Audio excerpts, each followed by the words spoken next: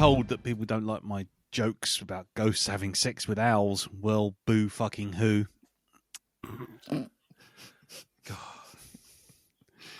In this age of the internet, you'd think that your refrigerator collecting data and then your TV spying you was bad enough. But just remember, vacuum cleaners have been gathering dirt on you for years. No? If we laugh at these jokes, will they go away? No. No? Shit. Okay, we'll go a bit highbrow now. I used to work as a miner in northeast Germany. I spent months tunneling under miles and miles of the country around Berlin. One morning I woke up and I just couldn't do it anymore. It's hard to explain, but for you to understand. It's hard for you to understand but I've I've just been under an awful lot of pressure. Okay. No. Hello, is this on? Hello. Let's finish. No, this. it's actually on. We are actually hearing these words. Yeah. Okay. I got one last question. Is finding out that your spouse sucked 100 dicks before getting hitched a big deal? Or is my wife overreacting? Anyway, hello, everyone. And welcome to the Black Dog 219. I'm Lee. I'm Darren. In a row? In a row? Nice. Deep cut. Deep cut. And I'm Elton. And this week, we'll be seeing how everyone's week's been going or not going if there's nothing going on. We will have some feedback for last week's episode, which was Burl. AKA Don't Piss Off EastEnders Crow, because he'll fucking have you. And then we'll have some questions from Timu Crow. Yeah. Timu Crow. Yeah. Yeah, the East Lane Crow. And then we'll have some questions from the Asking for Trouble section before getting to my film, which is Crimson Tide. Tombstone. Up yours. That was your choice. That was my choice.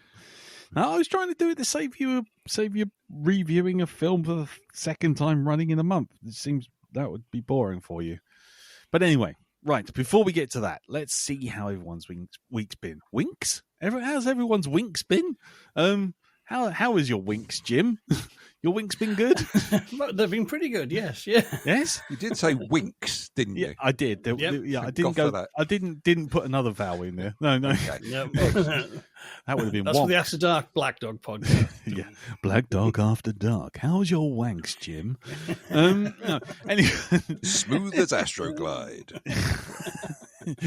Smooth as a loop. This is Black Dog After Dark. Anyway, Days wanks, smooth with scattered showers. The wanking forecast on BBC Two. Today will be furious, coming in easily, aggressive, Dogger. crying. Sandy. Sandy, Dogger, ouch. Well, we're off to a flying start. So, Jim, how was your winks, wanks, wonks? Well, this week I realised I might have been playing Far Cry 5 too much. Really? Oh. Well, we're out walking the dog the other day. We saw a beat-up white transit van driven by some beat-up-looking fellows, and I turned to him and went, "Shit, Peggy's!" and reached for some non-existent plastic explosive I don't have in real life to chuck under it. Oh, God. I might have to play that again now. I love that. Oh, man. Oh, yeah. I feel you for that sort of thing, Jim. I once played StarCraft so much when I was out of work that I actually heard the sound of Zergs when I turned the steering wheel of my car. I was kind of getting freaked the fuck out every time I turned the steering wheel on my old Astra. It would go. I used to see very tiny Marines crawling through the carpet. That's how I know what you mean. I know what you mean. Fucking hell. Well, the thing now it's sort of stuck because, funnily enough, there's quite a lot of like beat up white transit vans and white pickup trucks zooming around. Because this time of year, everyone's suddenly starting doing DIY and getting the builders in. Yeah. So there's lots of these white beat up vans and pickups with white beat up looking men in them. And every time I see them going, yeah, Peggy van. Yeah. Oh, Peggy truck coming. Yep. Quickly, plastic. Dive for the bushes. Switch to rocket launcher. Fucking Nice. sort that out. Yeah. Yes. Oh dear. Okay. So you're having a psychosis moment based on the overplaying of a game. Basically, yes. I Nice. probably need to go and play something else. I've got Dredge installed. I need to play that. It's been all nice and sunny. It's been not the right atmos. It's the British summer. I expect it to be cold, dark, and wet, and the perfect time to play a Lovecraftian fishing game. Yeah, no. But don't worry, sunshine is in Dredge. It's lovely and sunny. It just gets misty the further out you go and the darker it gets. So you got to just, don't worry. It's playing in the sunshine is fine, especially towards the end, because you'll need it. Cool. Anyway, carry on, sir. Other than that, I accidentally discovered the French Dirty Harry. The French Dirty Harry. Is this a Le euphemism? Dirty Harry. No. Well, I was looking, as I do on certain film sites for obscure films, trying to get hold for research. And I came across a film called The Night Caller, which I sort of read. It was sort of billed as kind of a French equivalent of the Italian sort of giallo and sort of Polizzi sort of crime thrillers. Yeah. And I thought, it's this, the serial killer in Paris being hunted down by a maverick cop. This sounds great. Yep. So I acquired it. It was showing in cinema equidistant. Nice. Always good. And we stuck it on, and it actually stars quite a famous French actor who's actually quite respected, had a long career, called Jean-Paul Belmondo, and he plays like the cop who literally gives no fucks whatsoever. Nice. Jean-Paul Belmondo. Yeah, I know that name. He's been in a lot of films of. I wonder who I think it is. His son was a Formula One driver. That's how I know his name. What? Yeah. Jean-Paul Belmondo. Yes, I thought it was him. What? Yep, I know him. Yep. Jean-Paul Belmondo. I've seen the guy before. I've met him down the shops. Yep. No? Right. He looks like a cross between James Dean and Sid James. Weirdly, Now He's got a that's big wrinkly a few face, but things. quite suave. that's quite the that's quite the image to conjure with there, Jim. So if you look at it, that's not far off the mark. But he's an incredibly charismatic dude. He has a lot of brilliant acting where it's just like a raise of an eyebrow and looking. Yeah. The man can just give you a look that just is pure sarcasm. Yeah. And I won't spoil the movie because it has a fantastic rooftop chase scene, really good sort of like mystery plot, some good set piece kills, and just needless police brutality, as you want from a 70s cop film. But the good thing is he's broken into this apartment following a lead. He shot the guy in it, and the guy's going, I'm dying, call the police. And him and his partner go, no, and just sit down and start reading the paper. And he goes, and the guy goes, if I die, it'll be on your conscience. And he looks at his partner and goes, shall we see if we can live with it? Yes, why not? And to go back to reading the paper. Nice. Absolutely superb. Full of really just like quite Gallic wit, shall we say. Nice. and Parisian sarcasm. Nice. And what's this called again, Jim? It's called The Night Caller. Also, it goes on the title Fear Over the City. Very, very, very fun movie. It's kind of like the French Dirty Harry.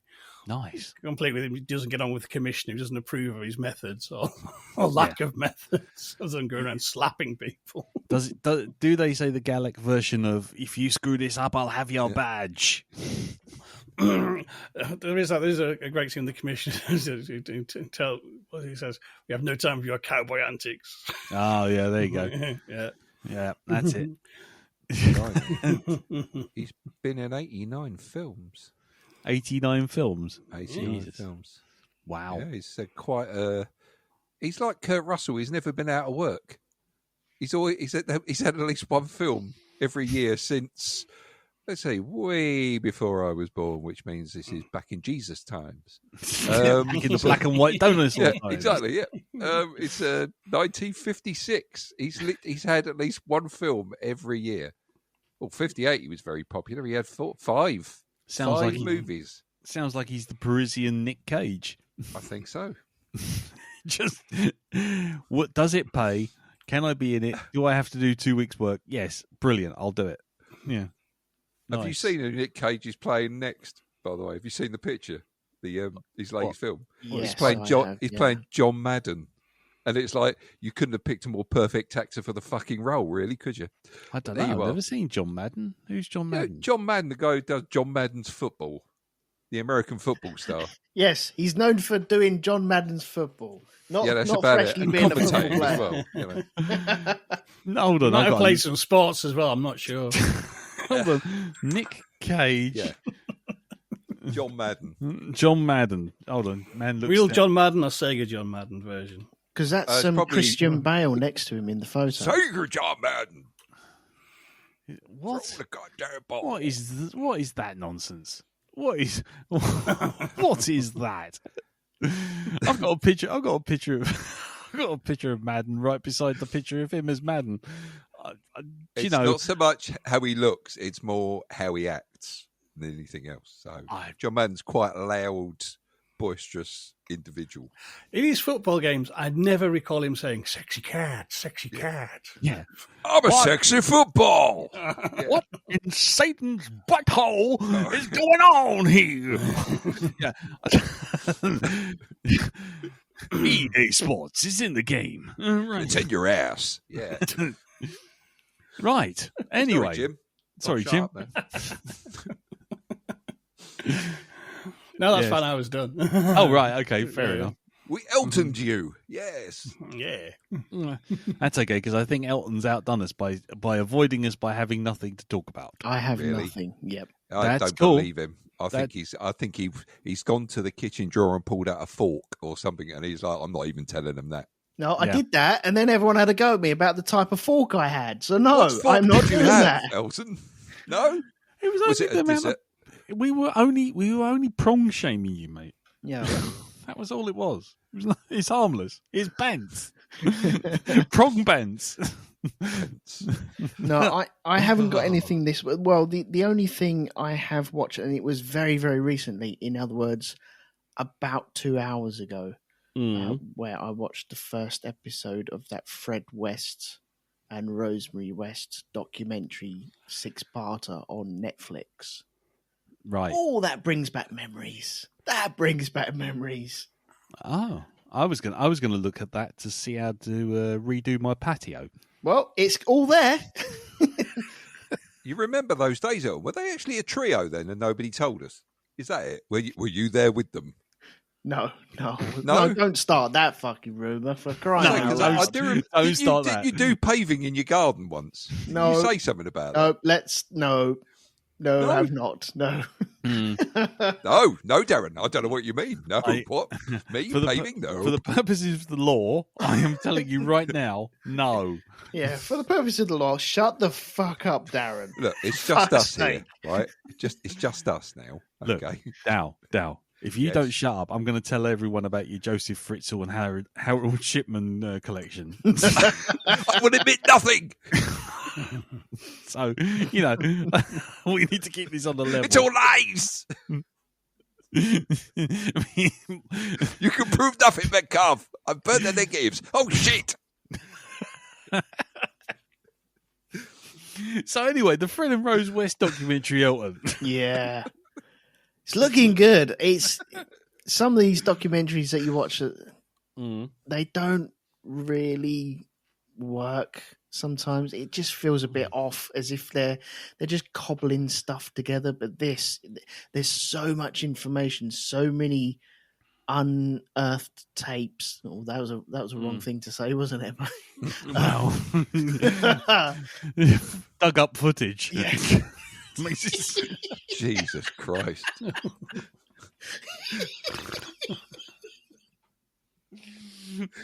Oh, God, we're off. We're getting taken off the air. I have to switch the settings on this podcast to being true crime. It's the only way we're getting out of this. Yeah, that's right. Yeah. Sorry, Alan. Carry on. Oh dear. But Was yeah, Jack the Ripper actually the Loch Ness Monster? Bullshit or not, you decide. Go on. but yeah, if the first episode is to go by, it's well worth watching.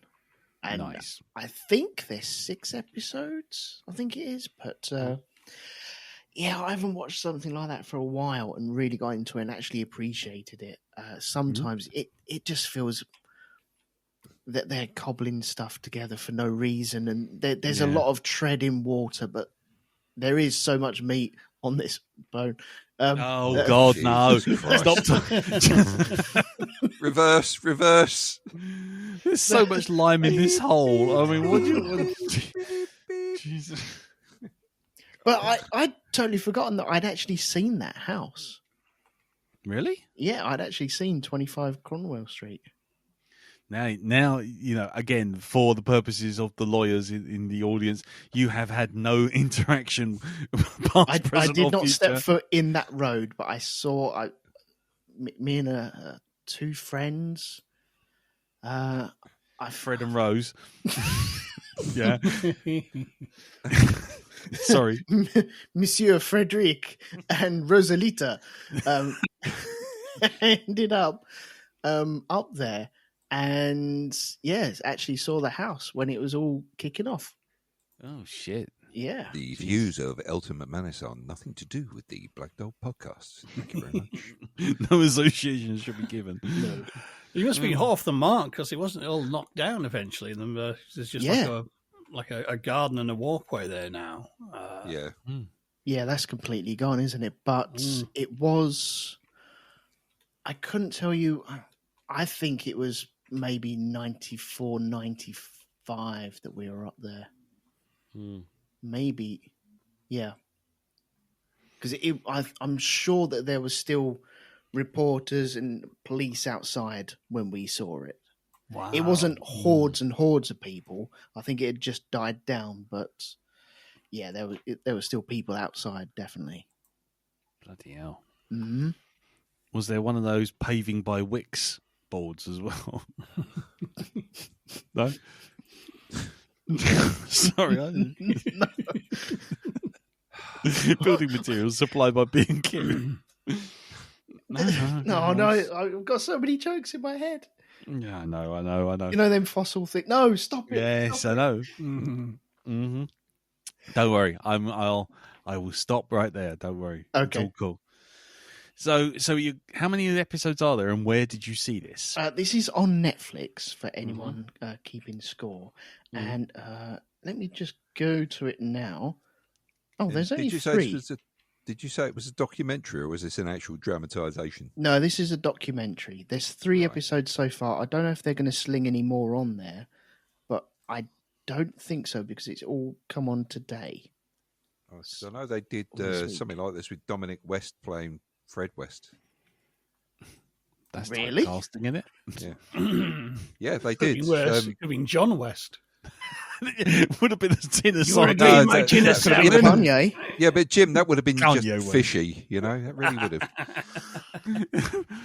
Fred and Kanye West. Oh, Okay, let's edit this heavily. Right? Okay, I'm talking with a fucking hatchet. Jesus Christ Almighty, Fred and fucking hell! Just What? what's up, motherfuckers? No, Fred, I'm going to stop you there. Yeah. Yep.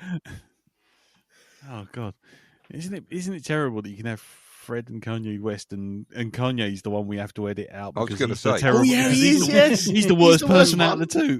When Fred West is giving you side eye, I mean, Jesus, man. Nice. Anywho, Well, I'm glad I didn't have anything for this week. That's really good. that's really good, Elton. Now that we're about to be sued within an inch of our lives, it's all good. Yeah, It's all done for the purposes of humour. It's all parody.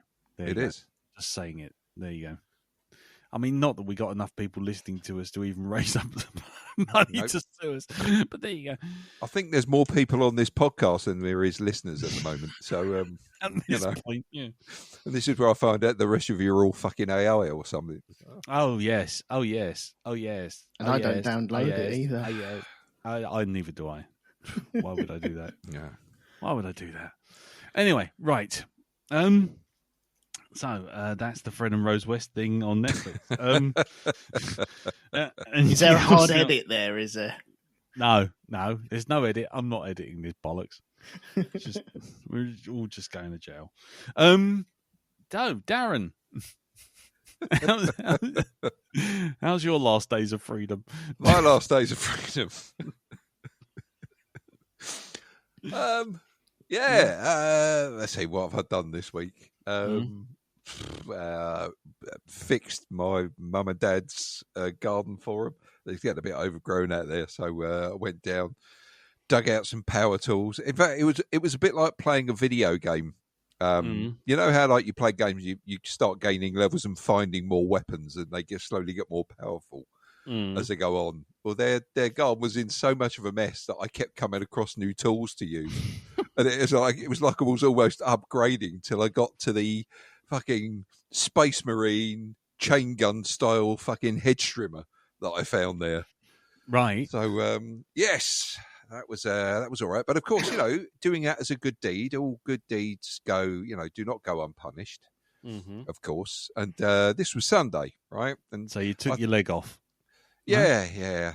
I just found out how much strategic thinking it goes into running a fucking rail system as well. Because Sunday night, I'm expecting to go home, right, all the way back, So I go to Grove Park Station and I'm waiting there, and I get on the platform and it says, there's been a bit of a delay. I wonder what this is all about. And it slowly comes up on the announcement board that the train has hit something on the track, right? So it's blocking the train off. So I'm thinking it's like, this is going to be delayed. I'm thinking, oh fuck no, I wonder when they're going to release this.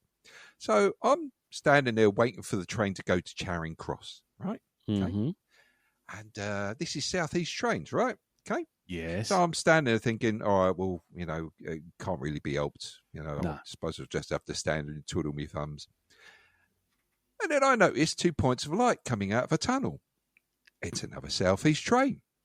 Going, guess where? The wrong way. No, it's going to Charing Cross, where I want to go. Right now, of course, okay.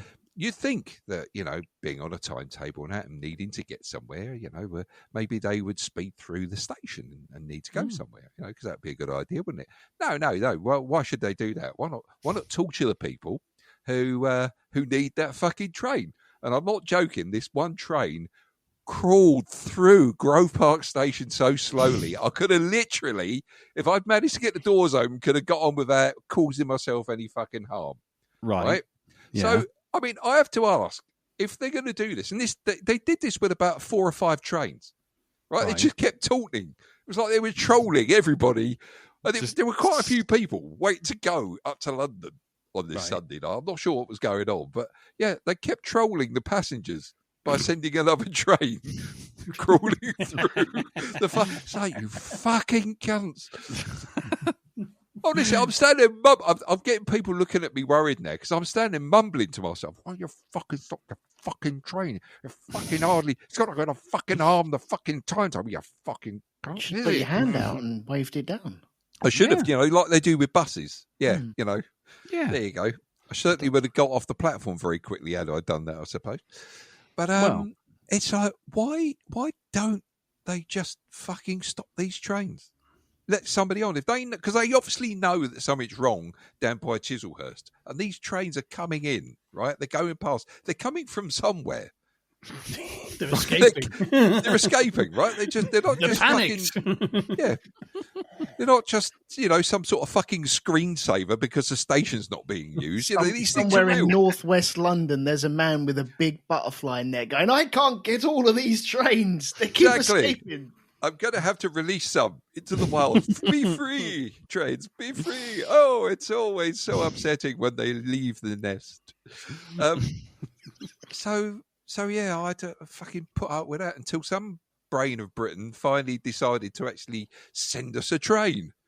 And even that was fucking later than they said it would be. So, so fuck you, South East, with your fucking train planning. Fuck off. Yeah, I mean, I got no argument there. I've been using. You suffer this. You suffer this on a regular basis. I know. Well, not anymore. Not actually, anymore. No, you don't. Do you? No, not anymore. But you used to.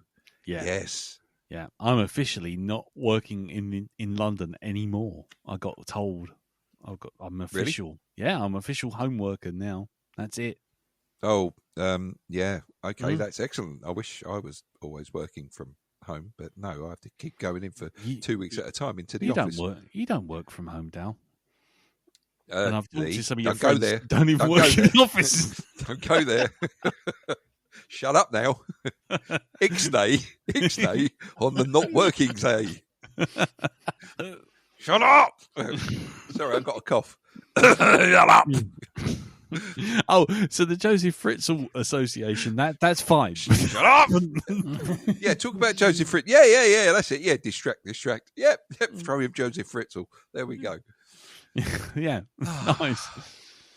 So, apart from that, what else have we been doing? Oh, I went back and started playing the remade version of Tomb Raider.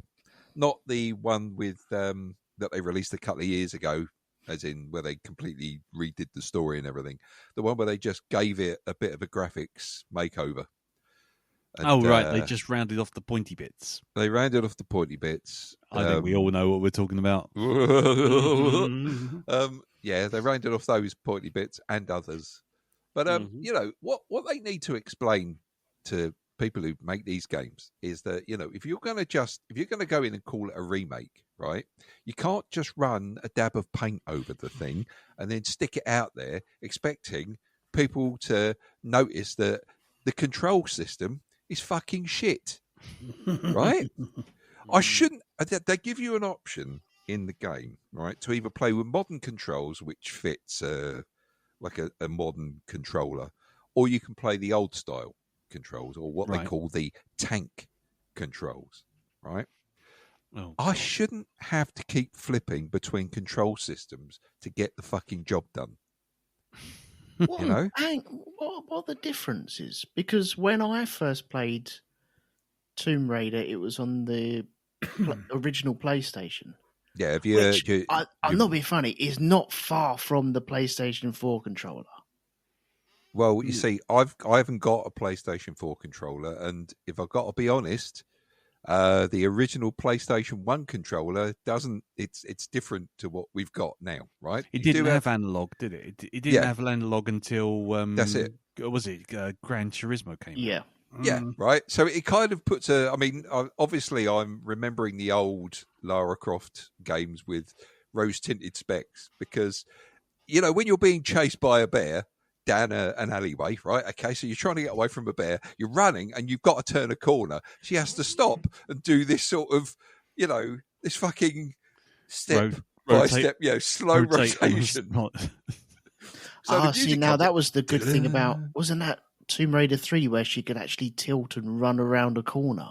Yeah. Right. Well, with the modern control system on this game, it's better for the modern control system is better for running around, right? It's better for escaping the enemy with, right? Because it's a nice smooth cornering and stuff like this. But the old style is pretty much you have to stop and wait for her to turn because her turning circle is about, I don't know, the size of the biggest roundabout you can find on any motorway, right?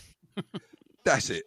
I'm not joking. It's the way you actually defeat the creatures in the game as well, because even if you switch to the modern controls, the creatures themselves seem to be on the old control system because their turning circle is just, It's crazy. You can literally stand in the middle, run around a very small circle, and the animals just run around you, and you just blow the shit out of them. This is it. They can't touch you. So there you go. That's the easy way to defeat the creatures in the game. Right. You've got a small turning circle, but they've got a fucking massive one. So there you go. Thank you very much. You're dead. Nice. But yeah, with some things, it's better to use the old control system. Like if you don't know what controls buttons to press, you can't do that jumping backwards maneuver that she used to do. You know, where you used to like walk up to the edge of a sort of like a place where you got to jump. You do one jump back, and then you run forward and press jump, and you leap. Right, Yes. gives you a perfectly executed leap. Yeah, well, if you don't know, because they don't make it clear that you've got to hold, push this trigger in, pull this. No, you take the guns out. That's it. You have to take the guns out to do the leap backwards, which you didn't have to do that on the old one. Right? You could actually just leap backwards. I'm getting the sense. I'm getting the sense the old rose tinted specs have come out again here on this bit. They're just no. They came well off. They really did. So, like I say, you shouldn't have to switch controls to actually get a level done, or even running along a ledge, right, from corridor to corridor. Because there are some levels where, and don't even get me started on the fucking camera angles, right? Okay, it's like you walk an inch to the left, and suddenly it's as if the cameraman holding the camera does a fucking barrel roll, right? You're like, and normally it's just before you do a fucking jump, right? Yeah. Or you press the right key combination, and it's as if Lara Croft forgets to stick her hands out to grab onto a ledge, and you're like, "I pressed the fucking key, you fucker." What the? And it's like, I didn't save. Fuck. Now I've got to go right back to the start of the fucking level again. Do this bit, which should have been a simple maneuver. Okay, it's as simple as picking up a bag of crisps from the fucking floor. It's just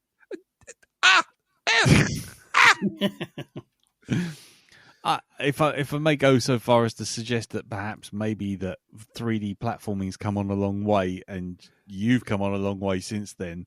Yes. And now that you're just remembering how shit some really old games were. Oh my God. Tell me about it. I mean, it's like trying to play Resident Evil 4. Oh, yeah. Resident Evil Right? 1, there's a remastered version for the Xbox, and the camera angles, you've got the option of drunk twat or blind man looking the wrong way. Yes, you stand there and you hear something go, "Whoa." You're thinking, where the fuck is that coming from? And it's just like 3 inches in front of your character who is looking at it, but you can't see it. It's like, where the fuck is that? Man, what's that noise? Yeah, camera in tumble dryer or Exactly. yeah, camera in tumble dryer or falling downstairs. Yeah, that's your options. Yeah, so I'm the camera operator for this. Oh, I used to be a fucking Spitfire pilot during World War II, and I'm having flashbacks now, and I have to do a barrel roll. fucking fuck. Right. Oh, so man. You wouldn't recommend it then? Oh no, it's a great game. I would really highly recommend it. Yes. Brat. God. Once you get used to it after about 13 levels, then 13 fucking levels. Yeah, because it's the first 3 games, right? All packed into one, and they've brought it down to something like $4.99 now, I think, for the first 3 Tomb Raider games. The sound of it, they should be paying me. 13 levels to get into the sort of it's all right. And you still forget, like you go to pick up, it's fucking hell. You go to pick up something on the floor, and you forget that the fucking button that you need to press, right, is not the A button like it is in most games, right? Okay, no, because that's the jump button. So you think I'm just going to pick this thing up, and you go and leap to your fucking death. Because you've pressed the wrong fucking key, because your brain goes press A, and it's like, don't press Y, press A. It's like, no, press fucking Y, you fucking what the fuck? Don't die again because you and then you go to the old control system and the fucking jump button's something else, right? And you're like, how did I do this? How did I do that thing? Well, how did this key combination fucking work? Context, motherfucker. Give me some context. What was the cheat code to make her naked? What? VIP. Record scratch. Another. Let me mark in the time. That's 35 minutes. Another hard edit.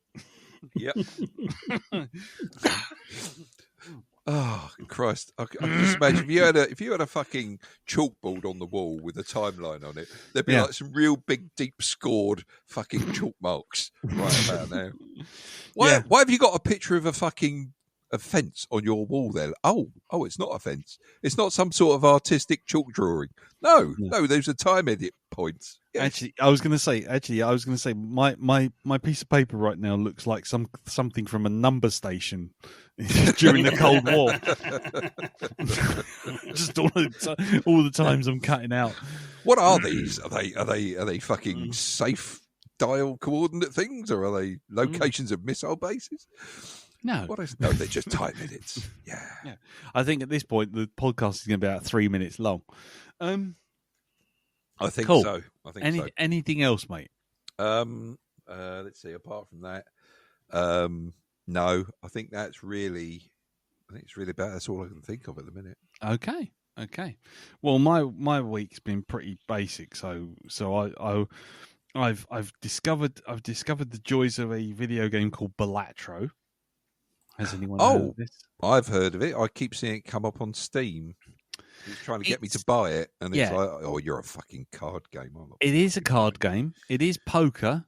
It's poker. Right, okay. But it is like a roguelike strategy, Magic the Gathering card game thing. And it is... No, it's more about sort of like, you could have all the same cards, you could have different sort of modifiers to your card deck and all this kind of stuff. And it just becomes, it's not poker anymore. It's now a strategy game with you against that fucker who's on the other side of the game. Because the idea is you're supposed to get so many points to beat the first guy, and then move on, just keep going. And I downloaded it for the PlayStation because it was free. Right. And then because it's on part of PlayStation Plus, and I thought, I'll give it a go.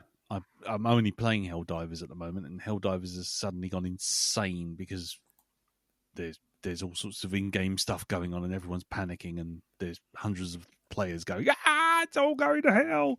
So I thought, I'll give it a go. And then, like 3 hours later, I'm like, no, I've got to somehow manage to get a flush with 3 jokers and 4 planetary cards, and oh god, and it's just like, oh my god, it's insane. It's stressful, man. It is, but it's actually quite fun. And if it's only like a couple of quid, it's well worth it. Yeah. I mean, it's like a tiny little card game. And that's all I'm going to say about it. It's easier to play it than it is to explain it, but it is a very good card game.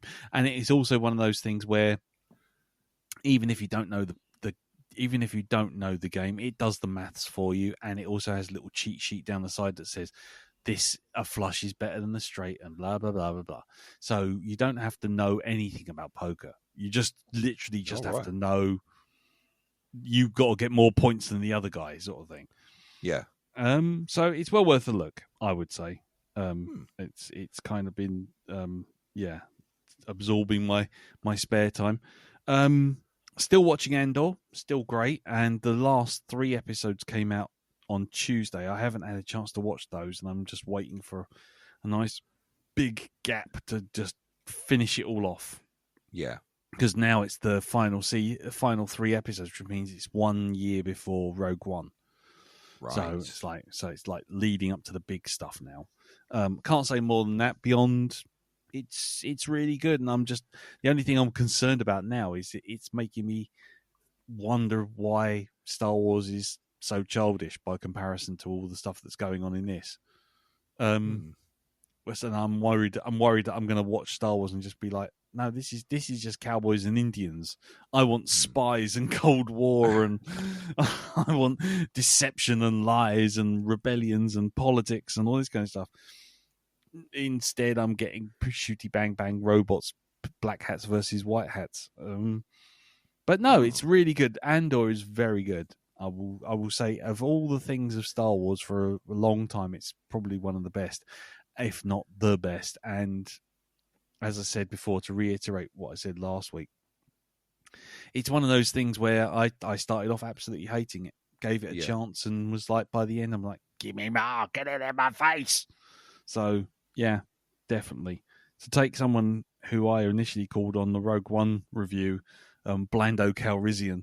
Yes, yes, you did. I remember. And it's Yeah. like, why are they making a TV series about this bloke? What's it going to be about?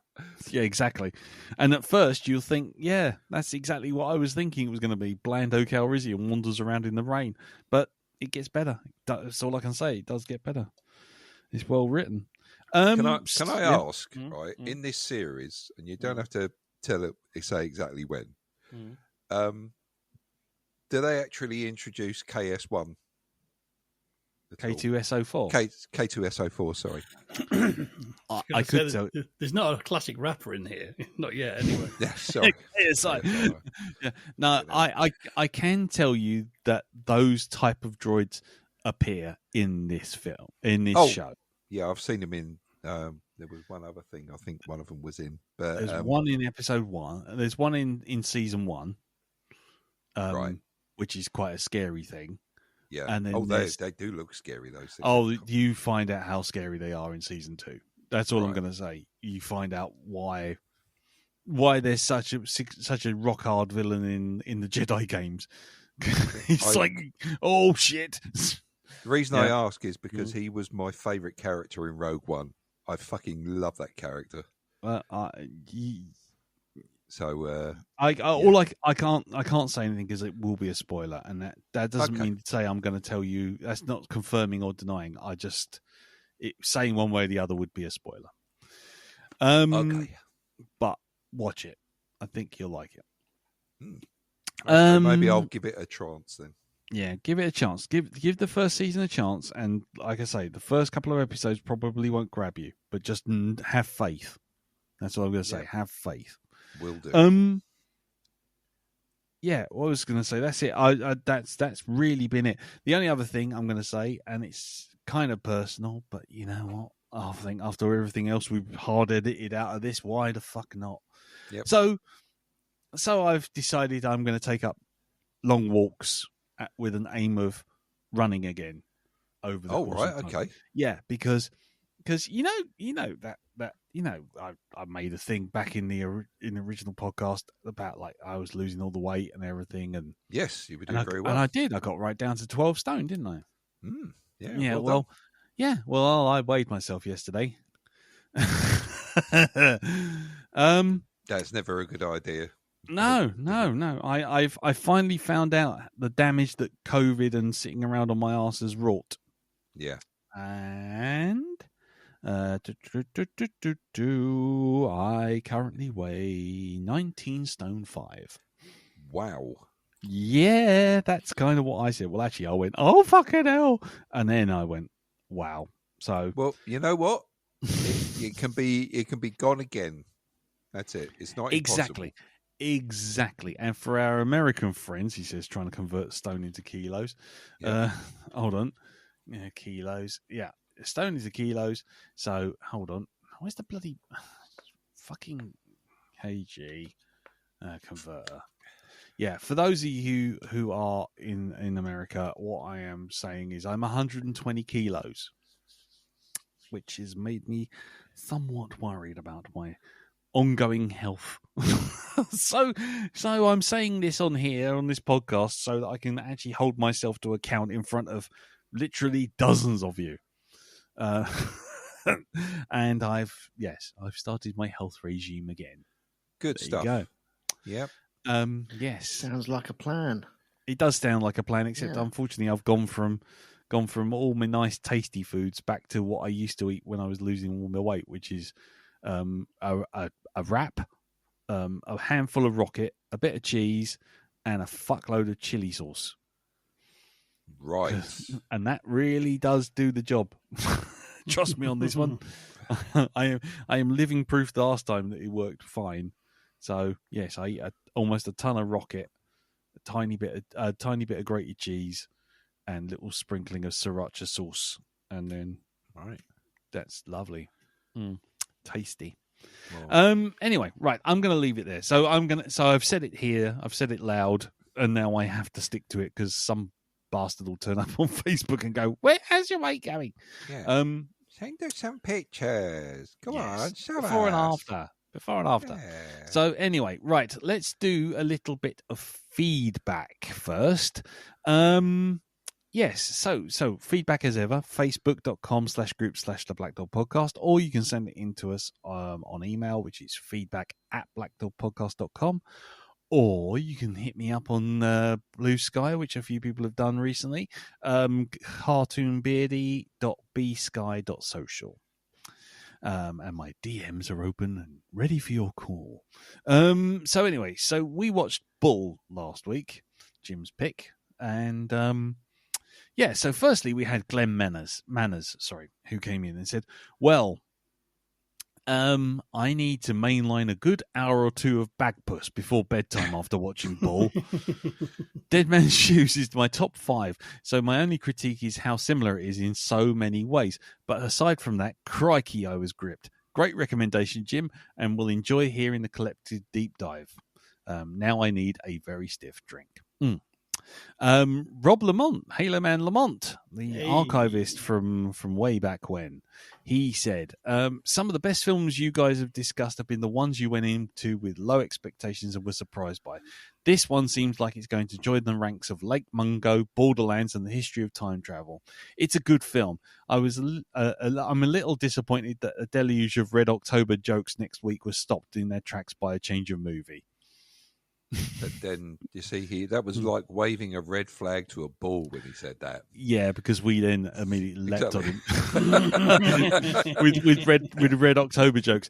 Exactly. And yeah, exactly. The 25 grand libraries by the Amazon warehouse on a deck full of Luxembourg. Yeah.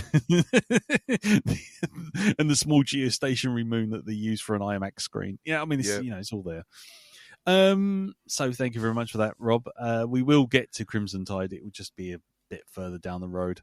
And finally, we had Martin Thompson, who said, as well as a guest appearance by the A2 in Bull, the A2 being the motorway that pretty much runs just past my house. This film was shot around Dartford and Gravesend, familiar territory for some of us. Yes, indeed. Mm-hmm. Especially since I have to go past Gravesend to get to my daughter's place where she lives in Canterbury. So yes, it's all familiar turf, though. Yes, I didn't see undead gangsters trying to kill me. I think that's the place where Pocahontas is buried as well, isn't it? Gravesend. Pocahontas. I think that's where the real Pocahontas, I think that's where she ended up. Oh, right. Okay. Yeah, well, to go from the fields and rolling fields of where she came from to South America. Yeah, to Dartford. Oh man, that's depressing. Yeah. Well, I mean, the place has got graves in the fucking title. Yeah. Well, Gravesend. Yeah, Gravesend. Well, who wouldn't want to go to Gravesend after spending your entire life surrounded by tropical rainforests and Incan gold? I mean, fuck it, Gravesend. There's no argument there. Right. So that's our feedback section. But now we skipped it last week, but this week we won't because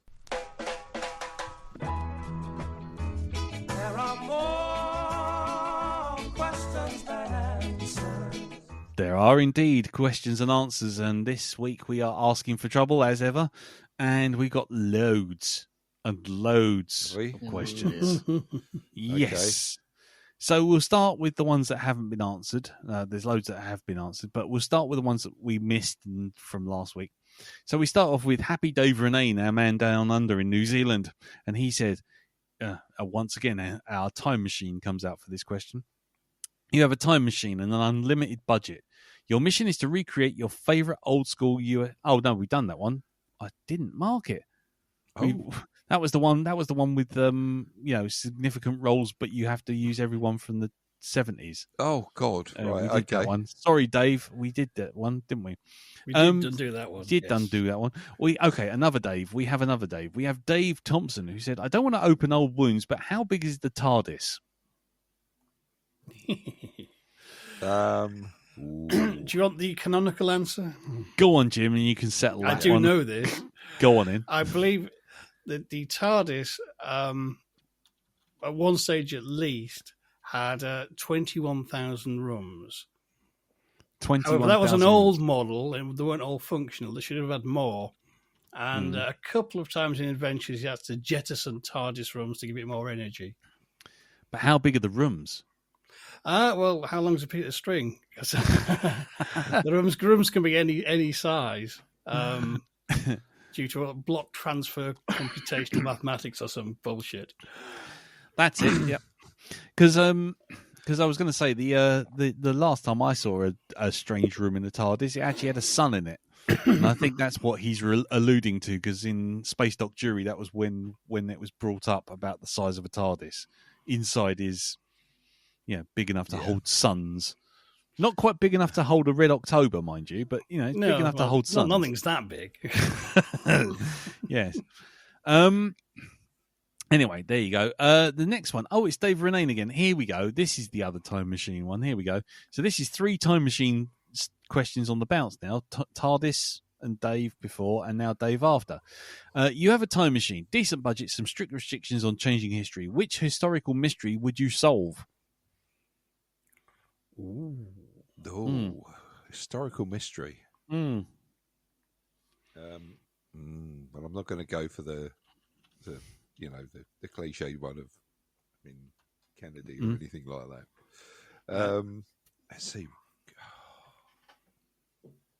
I would ask. I would probably go back in time and try and figure out who on God's green earth would have sex with someone who's genetically related to Nigel Farage to produce his face. I mean, genetically speaking, someone's got to look somewhat like him, and someone else out there went, "I'm feeling kinky and I fancy some of that." Yeah, that's a fucking historical mystery right there. They were experiencing a bit of a low moment. They had a moment of weakness. Yeah, that was it. And a large amount of alcohol. Not feeling good about themselves, so they just, I mean, seriously, anything that looks like someone got Beaker from the fucking Muppets and then suddenly stretched it out in a funhouse mirror. Why would you want to have a crack at that? Anyway, so anyone? Let's see. Do you know what? I think there's been a few sort of like times when populations of towns have just disappeared, right? I'm pretty sure there's a few of those throughout history. Maybe something like that, or whatever happened to the crew of the Mary Celeste, Yeah, that's a good one. Whatever happened to the Likely Lads? Yeah. Yeah. What happened to you? Whatever happened to me? Do you remember the people that we used to be? Well, I know what happened to me. I'm fucking 19 stone. I didn't lay off the pies. Oh, always shouting about how much more you've got than everyone else. Fucking hell. Yeah, I know. All right, we get it. I know. It's trying. It's like I've swallowed a beach ball that swallowed a beach ball. Elton, anything? He says moving on before it turns into a let's kick lead to the curb. Go on. I'm trying to think at the moment. They're all too cliched to actually come up with one at the moment. Okay. I think we should come back to that one. Okay. Well, I will definitely come back to that one. Okay. Well, we might come back to that one. I've put down our answered in the thread, but yeah, okay. I've got one I would like to know. Go on. I would like to know who was Jack the Ripper. Ooh, not because I have any sort of pet theory, but I just think it'd be really interesting to find out who he actually was. Yeah. And put to bed all these stupid theories. Because every couple of years someone comes up with another mental theory that sounds... It'd make a good movie, you know what I mean? And it makes interesting articles, and normally a book for somebody, but it's absolute bobbins with no evidence. Yeah. You'll probably find it something really, really boring. Like there was a bloke called Jack whose last name was the Ripper. And it's like, people look at it and go, that's far too obvious. It will be just somebody who's completely ordinary and mundane and no one's ever heard of, I feel quite sure. Yeah. But I would like to know just to put a stopper in those conspiracy theories. Yeah. Go back with some DNA testing kits. And just take care of it once and for all. Okay. Well, I think we've almost answered that one. I'll leave it counted as answered for the moment. Here we go. This is a two-hander between Paul Kearns and Thomas McCamberley, first-time feedbacker, who said, what film would benefit from a surprise John Wick cameo? To which Thomas McCamberley adds an additional and a follow-up question: which Muppet should be locked and loaded accompanying John Wick? Ooh, so pick a film, a film, stick John Wick in it, and then stick John Wick's Muppet compatriot. I would have to say Love Actually and Beaker. Okay. Elton? One of our dinosaurs is missing. Oh, nice. An animal. Nice. Jim? Social Network. Fozzie Bear. Okay, in which case I will go with Watership Down and John Wick on a Mixomatosis Killathon. And I think, well, we just got to. Actually, I tell you what, I'll take that back. Not Watership Down. We'll go the animated version of Animal Farm, George Orwell's Animal Farm. Stick John Wick in there, and then Miss Piggy. I think that'll do it. There you go. That'll shake up Animal Farm. That'll take Orwell's socialist society and fuck it about. Yeah. Yeah, that'll work. That or E.T. E.T. E.T. and John Wick together at last. Charlotte's Web. Yeah, Babe, Pig in the City, and John Wick. Anyway, that's it. That's a good one. Right, I'll just put those down as answered. What else? Oh, we got. Okay, Sean Gleason. Any music lyrics that you embarrassingly got wrong for far too long? Up until last year, I thought Phil Collins was saying "Hold On" instead of "Oh Lord" in The Air Tonight. Oh God. Okay, I've got one. Mm-hmm. Right, it's "You Sexy Thing" by Hot Chocolate. Yeah. Right now, when I was younger, when I was little, when that came out, I thought the opening line of that song was because it's "I Believe in Miracles," right? Yeah. I thought it's I don't know where I got this from, but I thought he was singing "I Believe in Milk Holes." Well, maybe Errol did. Errol, bring me the milk holes. Yeah. I believe in milk holes. Where you from? You sexy thing, sexy thing. Wow. I believe the implications. in milk holes. But you see, the connection with that, right? Okay, because I thought this was quite normal. Because I thought he lived in a block of flats like we did at the time. Because we used to have a hole in the wall where the milkman used to stick the milk bottles for us. So I thought that's what he was talking about. Whoa! Back up there. Euphemism. That's all I'm going to say. The euphemism alarm has gone off. Oh, it's gone off again. So hold on. You have a hole in the wall for your milkman. Well, it is there. No, not for the milkman. He don't fucking live in a hole in the wall. No. When he comes along, when we used to order milk, back in the days when you used to have a milkman come round and drop you off bottles of milk. Drop a load through the hole. Yeah. He used to drop a load in our hole. That's what he used to do. Of his milky white substance. Bottles of it, actually. Actually, pints of this stuff. Did he pass a tinner through first? He did, yeah. So, I believe in milk holes. And I thought that right up until about the age of about 14. Until the milkman was arrested? Yeah. Imagine me at karaoke. I believe in milk holes.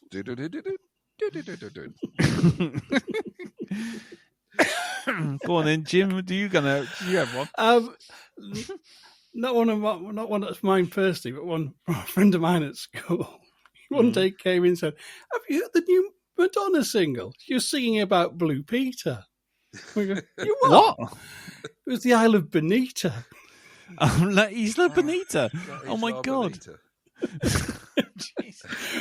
Which obviously, that comes from a whole different song. Last night I dreamt of Blue Peter. Lots of things to make and see. Badge winners get in for free. Eat it while you have your tea. Twice a week, Blue Peter.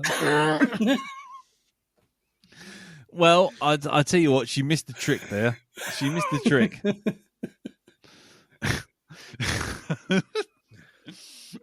Oh, bloody hell. Elton? He didn't live that one down, I'll tell you. No, I bet he didn't. Elton, you got one? I have a slightly embarrassing one from years and years ago. Go on. Where the song RESPECT? Mm-hmm. I didn't know what they were spelling. And I thought they were spelling RESPCT, and that's what was confusing me, because they say the E really, really quickly. Yeah, it kind of blends into the C, doesn't it? And so I was sat there for ages going, what the fuck are they spelling? So it's the Royal Society for the Protection of Cruelty to Tortoises? Something like that, yeah. Bloody hell. And the amusement that everyone got from me actually working it out and sitting there going, oh, look at him, he can't work it out. I was like, fuck you. Nah, bollocks to them. Don't worry about it. Well, my classic one was the Jam eating rifles, which I actually thought was eating trifles. Eating trifles. Trifles, eating trifles. They were no match for your untamed cream. Got 1,000 sprinkles over the bowl. Untamed cream. Are we back to milk holes again? Yeah, back to your milk hole, Dal. Oh no, I've got cream in my milk hole. Grab a plate. Have a nice day when you're eating trifles. Eating trifles. So there you go. What's the time? I think we got one more. We got time for one more. Hold on. Okay. We got one from Michael Wilding, who says, question for Elton. Oh, God. Ready, Elton? Yep. Was he in Star Wars Episode 1? Piss off. Was he in Star Wars Episode 2?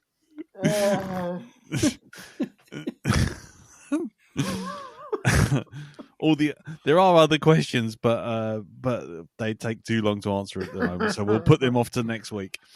Right, thank you very much. If anybody else would like to leave any questions for us, by all means, post up a question either via the usual email, feedback at Black Dog Podcast. Go onto the Facebook group, facebook.com/group/the Black Dog Podcast, and there's a post pinned to the top, which is all four of us looking slightly bemused, and just post a question under there. Post it in the comments, and we'll get to it. Right, we'll take a break there. And when we come back, we will be riding away to take our big mustaches and go play Huckleberry with the town of Tombstone. Until then, roll the jingle. This is a Rose-Tinted Specs film.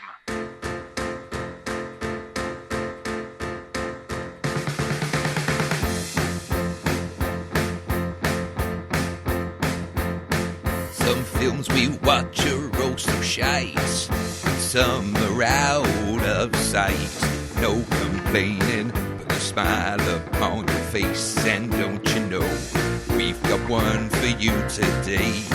Yeah, hey, how you felt when they were new. These movies shone so brightly, they're so pretty, and so it would be a pity if they poo. After watching them today, yeah, hey, Oh, roasted specs, they are the best. These are the films we loved for so long. Or were we so wrong? So here's our review, then we'll have feedback from you. There may be some crying too. Has this changed your point of view?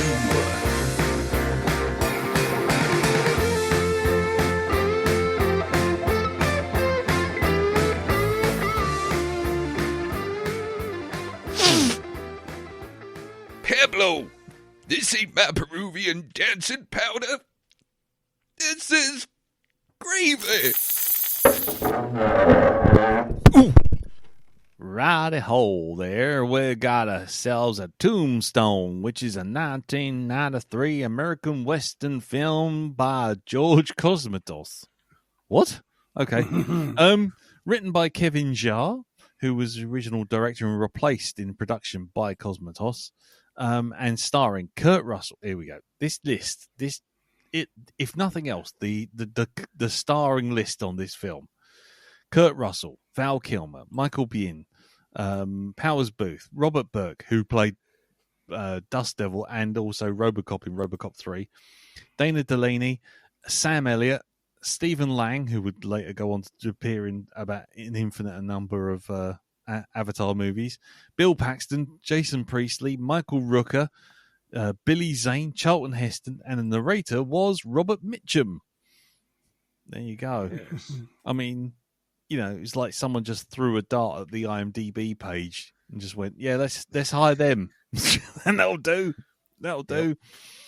Anyway, the film is loosely based, and quite loosely in places, based on real events that took place in the 1880s in the southeastern area of Arizona, including the gunfight at the OK Corral and the Wyatt Earp Vendetta ride.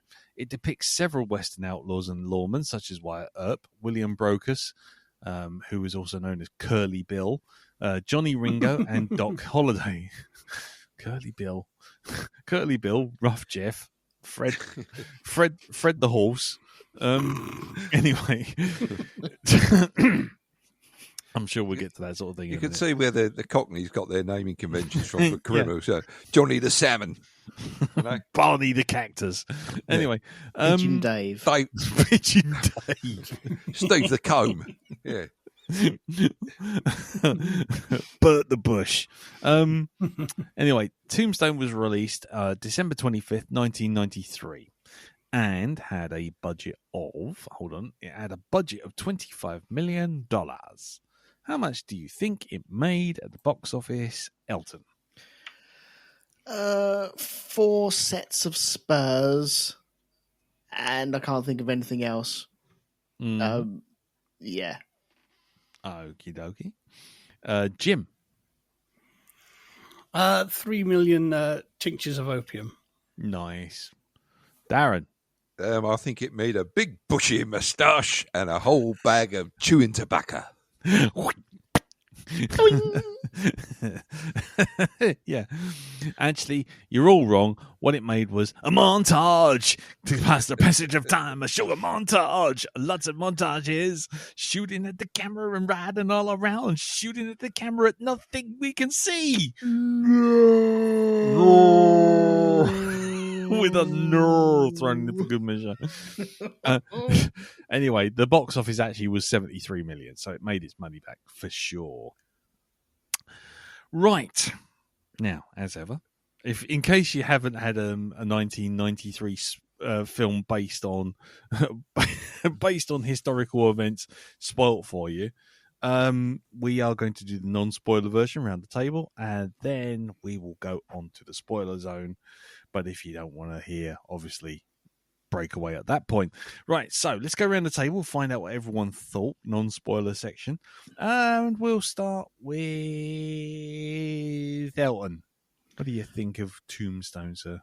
I enjoyed it. I am a little disappointed.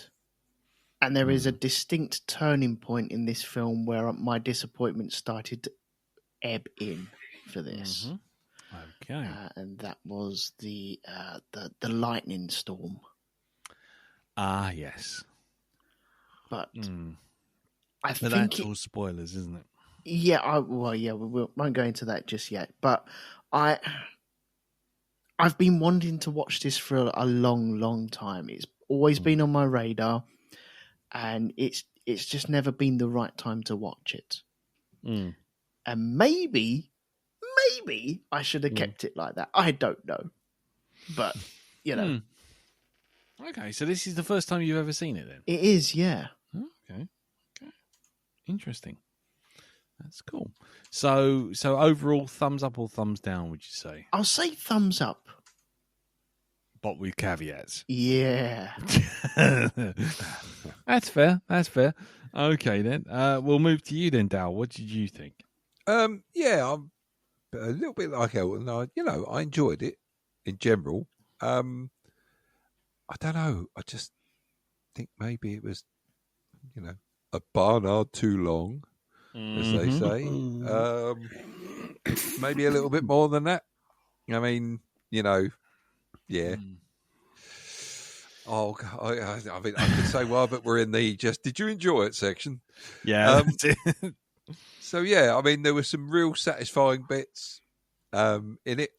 But there were some, and some questions. So at least one question I have. But Okay. we'll talk about that later. All right. Cool. Jim. Well, first time watch for me. I'd not seen this before. I'm not entirely sure why. I think 'cause it came out in a glut of rather crap westerns at the time. Yeah, there was actually. I'm not watching another Silverado. Fuck off. Yeah, there was another Wyatt Earp actually with Kevin Costner in the same year. Yes, there was. Yeah. A man outacted by sideboards and the saloon doors. Yeah. Kevin Costner wearing the scarf of justice. That's how you knew he was a good guy. He always wears a scarf if he's a good guy. Yes. Anyway, go on, carry on, Jim. Well, I quite enjoyed this, but again, I do have a few caveats with it. I think it's a good film, but it could have been a great film. Yeah. But I'll get into that in the spoiler zone. But overall, I mean, really, really enjoyed it, and I mean that cast is insane. That cast is Because you're watching, going, I believe Michael Biehn. Yeah, hang on, that's Thomas Hayden Church. Hold on, that's Charlton Heston. Michael Rooker. Fucking hell. It's TV's Robert Burke. No. They had John Locke in it as well, it's didn't Fred it? Titmus. Yeah. Oh, yeah. Terry O'Quinn was in there as well. Yeah. Yeah, that was... He was the mayor. And Billy Bob Thornton as the guy who was running the table before Wyatt Earp kicked him out. Is that Really? Yeah, that was Billy Bob Thornton. Just leave the shotgun there. What are you? Didn't recognise him at all. Flipping Yeah. hell. What are you going to do? You're going to do something, or are you just going to stand there and bleed? That guy. Yeah. So there you go. That's what I'm saying. It's like they literally just threw a handful of darts at like the A list of the time and just went yes, and then just threw it. But anyway, cool. So for me, this is my second watch.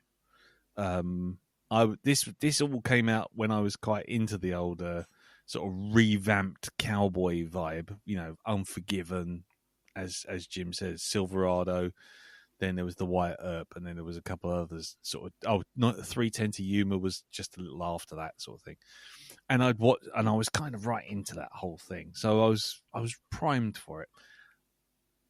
I enjoyed it more the first time than I did the second. I've watching it with a gap of must be at least 25 years. I've got to say it's a very strangely paced film. There's moments where I'm just thinking this is just dragging out like a massive sort of like languorous kind of epic sort of affair, and then there's another bit where he goes, "Fuck, we got 5 minutes before the credits roll, quick!" And it just everything just goes, and it's so very, very oddly paced, and there's so many moments where you just kind of go, "Hang on, when did they? Oh, when? Oh, how on? How did they? What? Who did they acquire that thing? Yeah. Ah. Yeah. At what point did they find out the relevant information for this scene to happen? And it's so that, and then there's other bits where it's like, I'm just going to spend like 5 minutes sitting there playing cards. And it's just like, what? Just fucking get on with it. And I found myself doing that all the time. It's like, why are you going so fast? Why are you so slow? So, yeah. Well, it's a mixed bag for me on this one, I'm afraid. It's like being in a learner's car, isn't it? Fast, fast, fast, slow, slow, slow. Yeah, fast, fast, fast, fast, yeah, slow. yeah. It's like first gear, fourth gear, first gear, fourth gear. Oh, stumble. Oh, we've stalled. I'm getting a little seasick. Yeah, feeling seasick.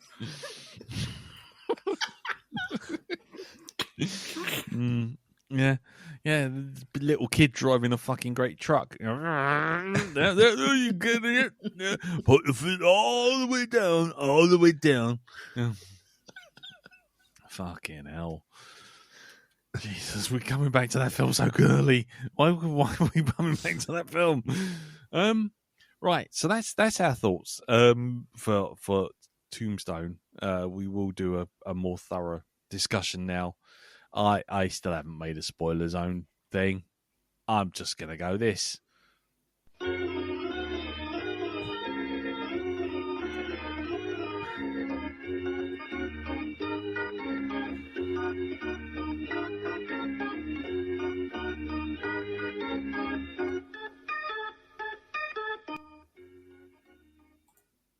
Shut up, Wesley. You thought I'd forgotten about it. Anyway, there we are. That's the spoiler zone. Here we are on the other side of the spoiler zone. So, if you don't want spoiled, events from nearly 240 years ago,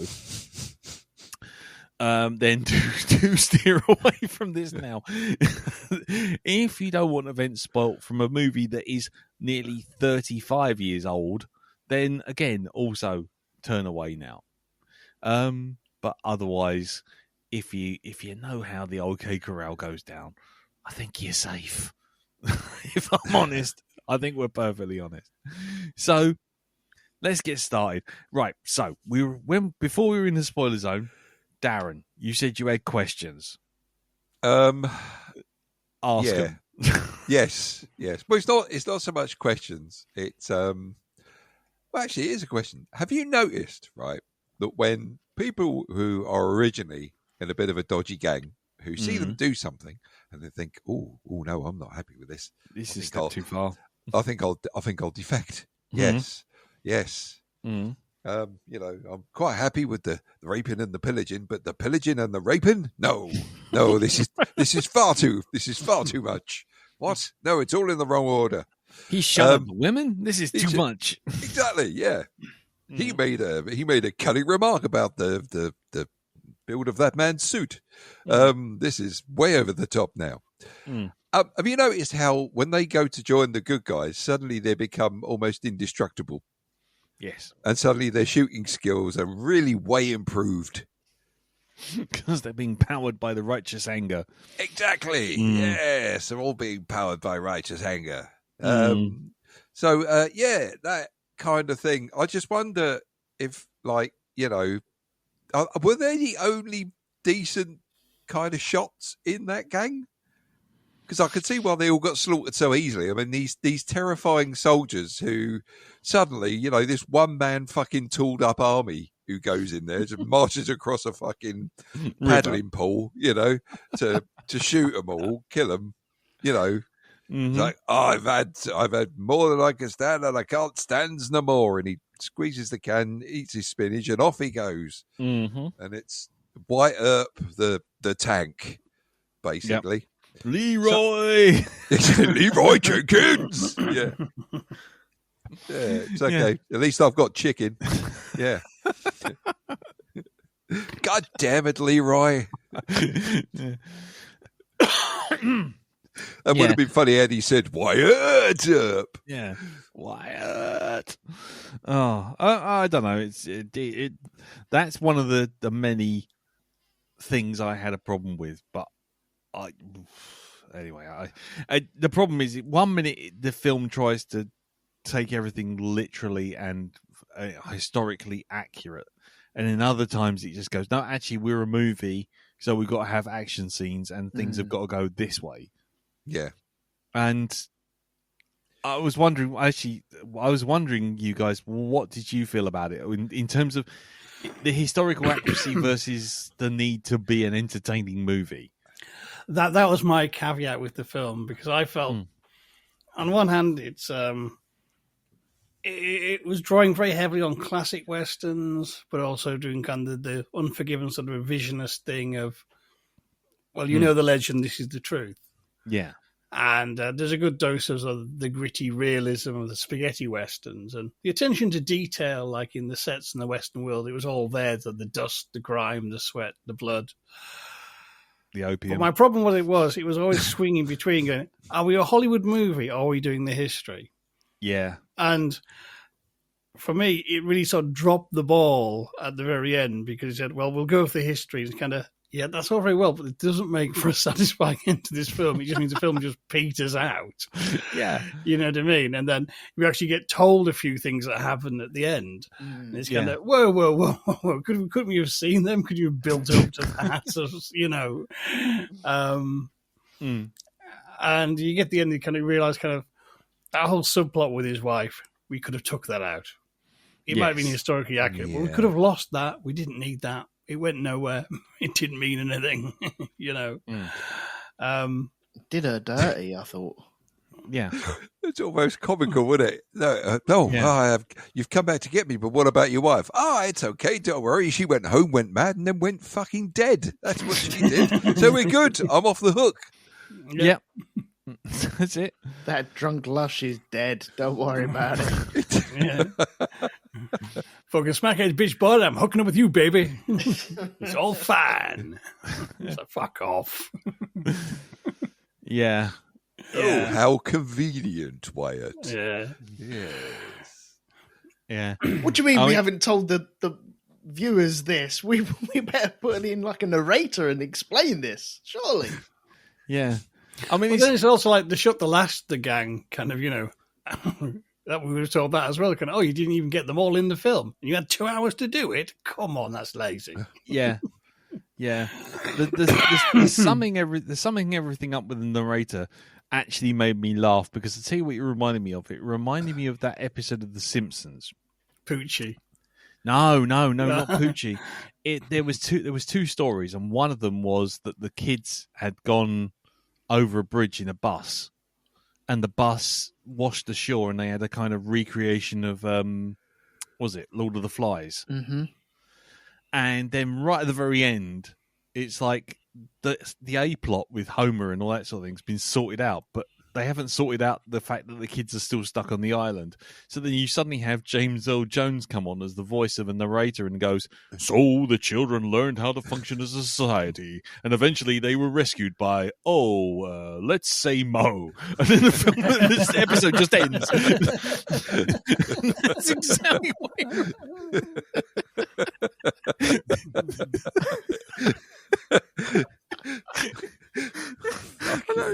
That's exactly why I just thought.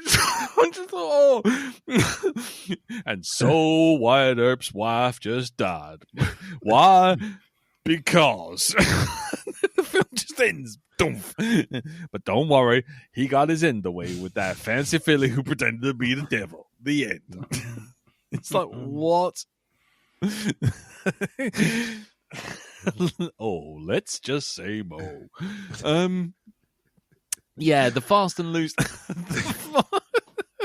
the fast and loose with the history thing, and the just speed of it was just, it was infuriating. I mean, Elton, what did you think of that? With the sort of the action side of it, but the 90s movie versus the Unforgiven style. Let's get dirty and gritty and show you really how cowboys work. Unforgiven. What one is that? That's the Clint Eastwood, Gene Hackman one, and Morgan Freeman. I don't think I like that movie. Okay. I know that's blasphemous. No. But, it's just all. It's cowboy movies are like any type of movie. You either like them or you don't. I I think I do like cowboy movies. When we did High Plains Drifter, and which is a bit of a film, and Yes.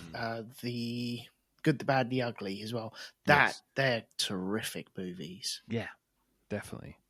But the Unforgiven, there's a moment where Clint Eastwood is hidden behind a rock. I think he's been shooting at someone.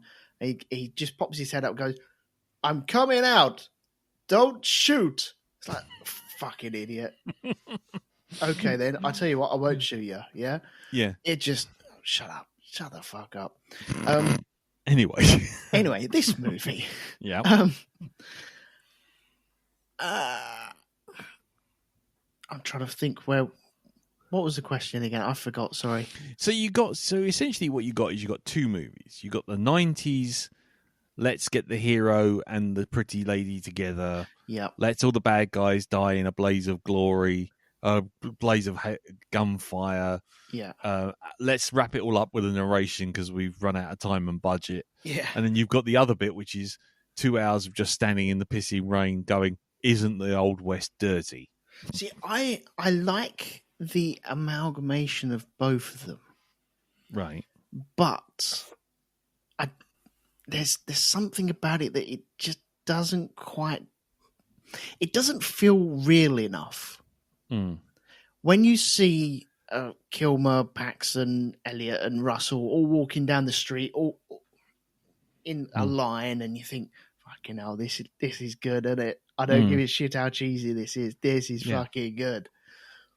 And the problem is, it's based off 30 seconds of history. Yeah. Because I don't know much about the OK Corral. But I do know that it was around about 30 seconds of shooting, and then that was it. Yeah, it was all right. I mean, you know, a 2-star event on Yelp. Yeah.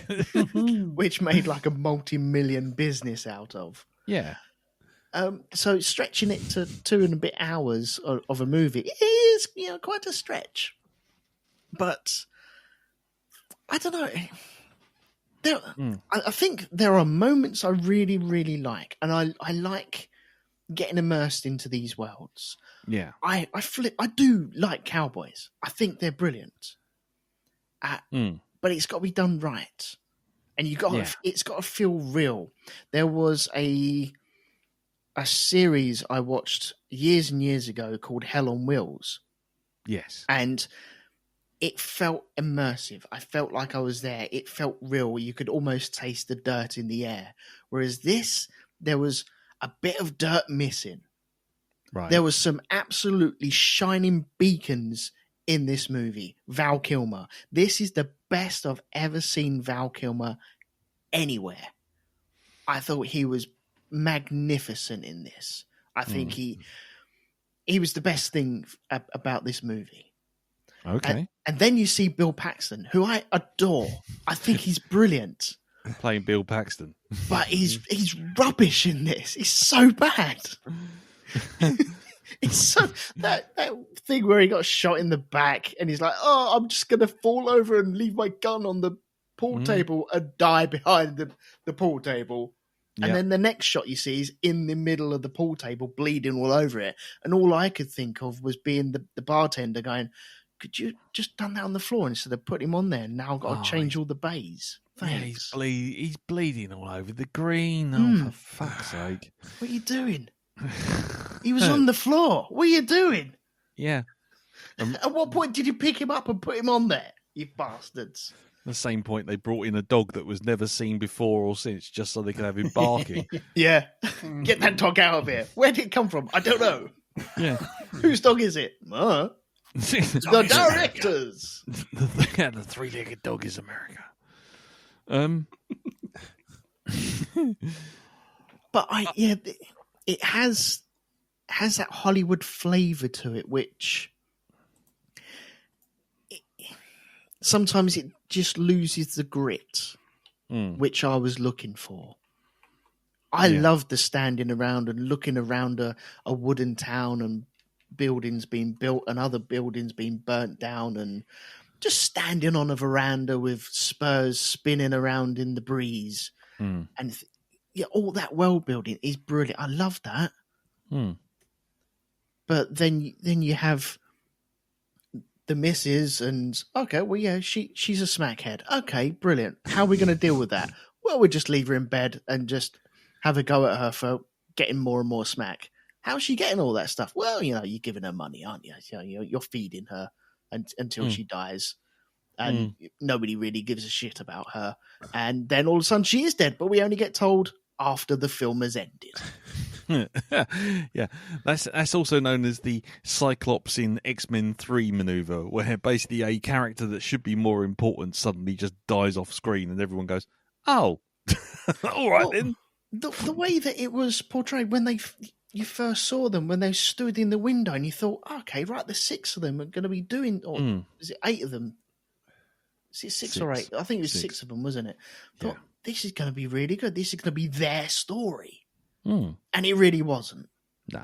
Like the wives really, apart from going, help, help, a couple of times and dodging a bullet once or twice, really did nothing.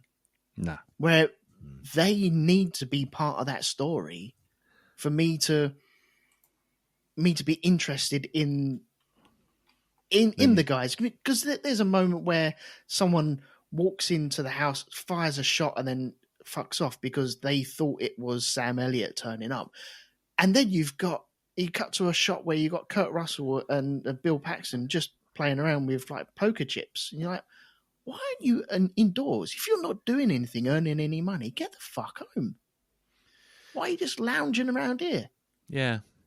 Well, I guess that's the question for all three of you, isn't it? I mean, how do you feel about Kurt Russell as Wyatt Earp? Because on the one hand, you've got the myth, the big lawman brings down bad guys left, right, and centre. He's got the big gun, the peacemaker. He's got this fearsome reputation, and yet you spend a good 60% of the time of this film just watching him go, I don't want to fight, acting like a bully, taking over the town where the cowboys don't, and then basically ignoring his wife and going after the local totty who's just rolled into town, but it's okay. He likes his mate who is basically a acerbic arsehole. It's like, who is this character? What do you think of him? How did he make you feel about the film in general?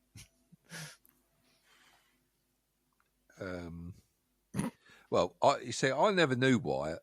I don't know what I can say really. No, but I mean, cowboy heroes, even they either go one of two ways. They're either anti-heroes, or they're straight up white hats, ride or die kind of good guys. Well, I think this is supposed to be showing you that there were various shades of grey with these characters. They weren't, they weren't just we're the good guys in the white hats, anything like that at all. That they had their faults and stuff. And yeah, the whole see, because they have the big dramatic sort of like action piece there where he goes back home and he puts this fucking massive piece of iron on his fucking hip, right, ready to go for it. And after that, it's like he's still. I thought, you get the impression that maybe he's changed his mind completely and this is going to be it now. He's going to really go to town and clean everything up. Yeah. And he doesn't. He still keeps harping on about how he doesn't want to start a fight. How this is all terrible, and we must not upset the local bad guys. Yeah, that's it, right? So, I don't know. He can't seem to make up his mind what he wants to do. No, and it's as much as I enjoy those bits where he's finally kind of, laying down the law and becoming this literal force of nature, it's, it's just, it kind of stops and starts. And then again, It's like somebody driving a car and not knowing how to handle a real gear shift. Driving it or letting their kid drive a rig. Yeah, it's like it does the bunny hopping. Put the foot on the clutch all the way down. I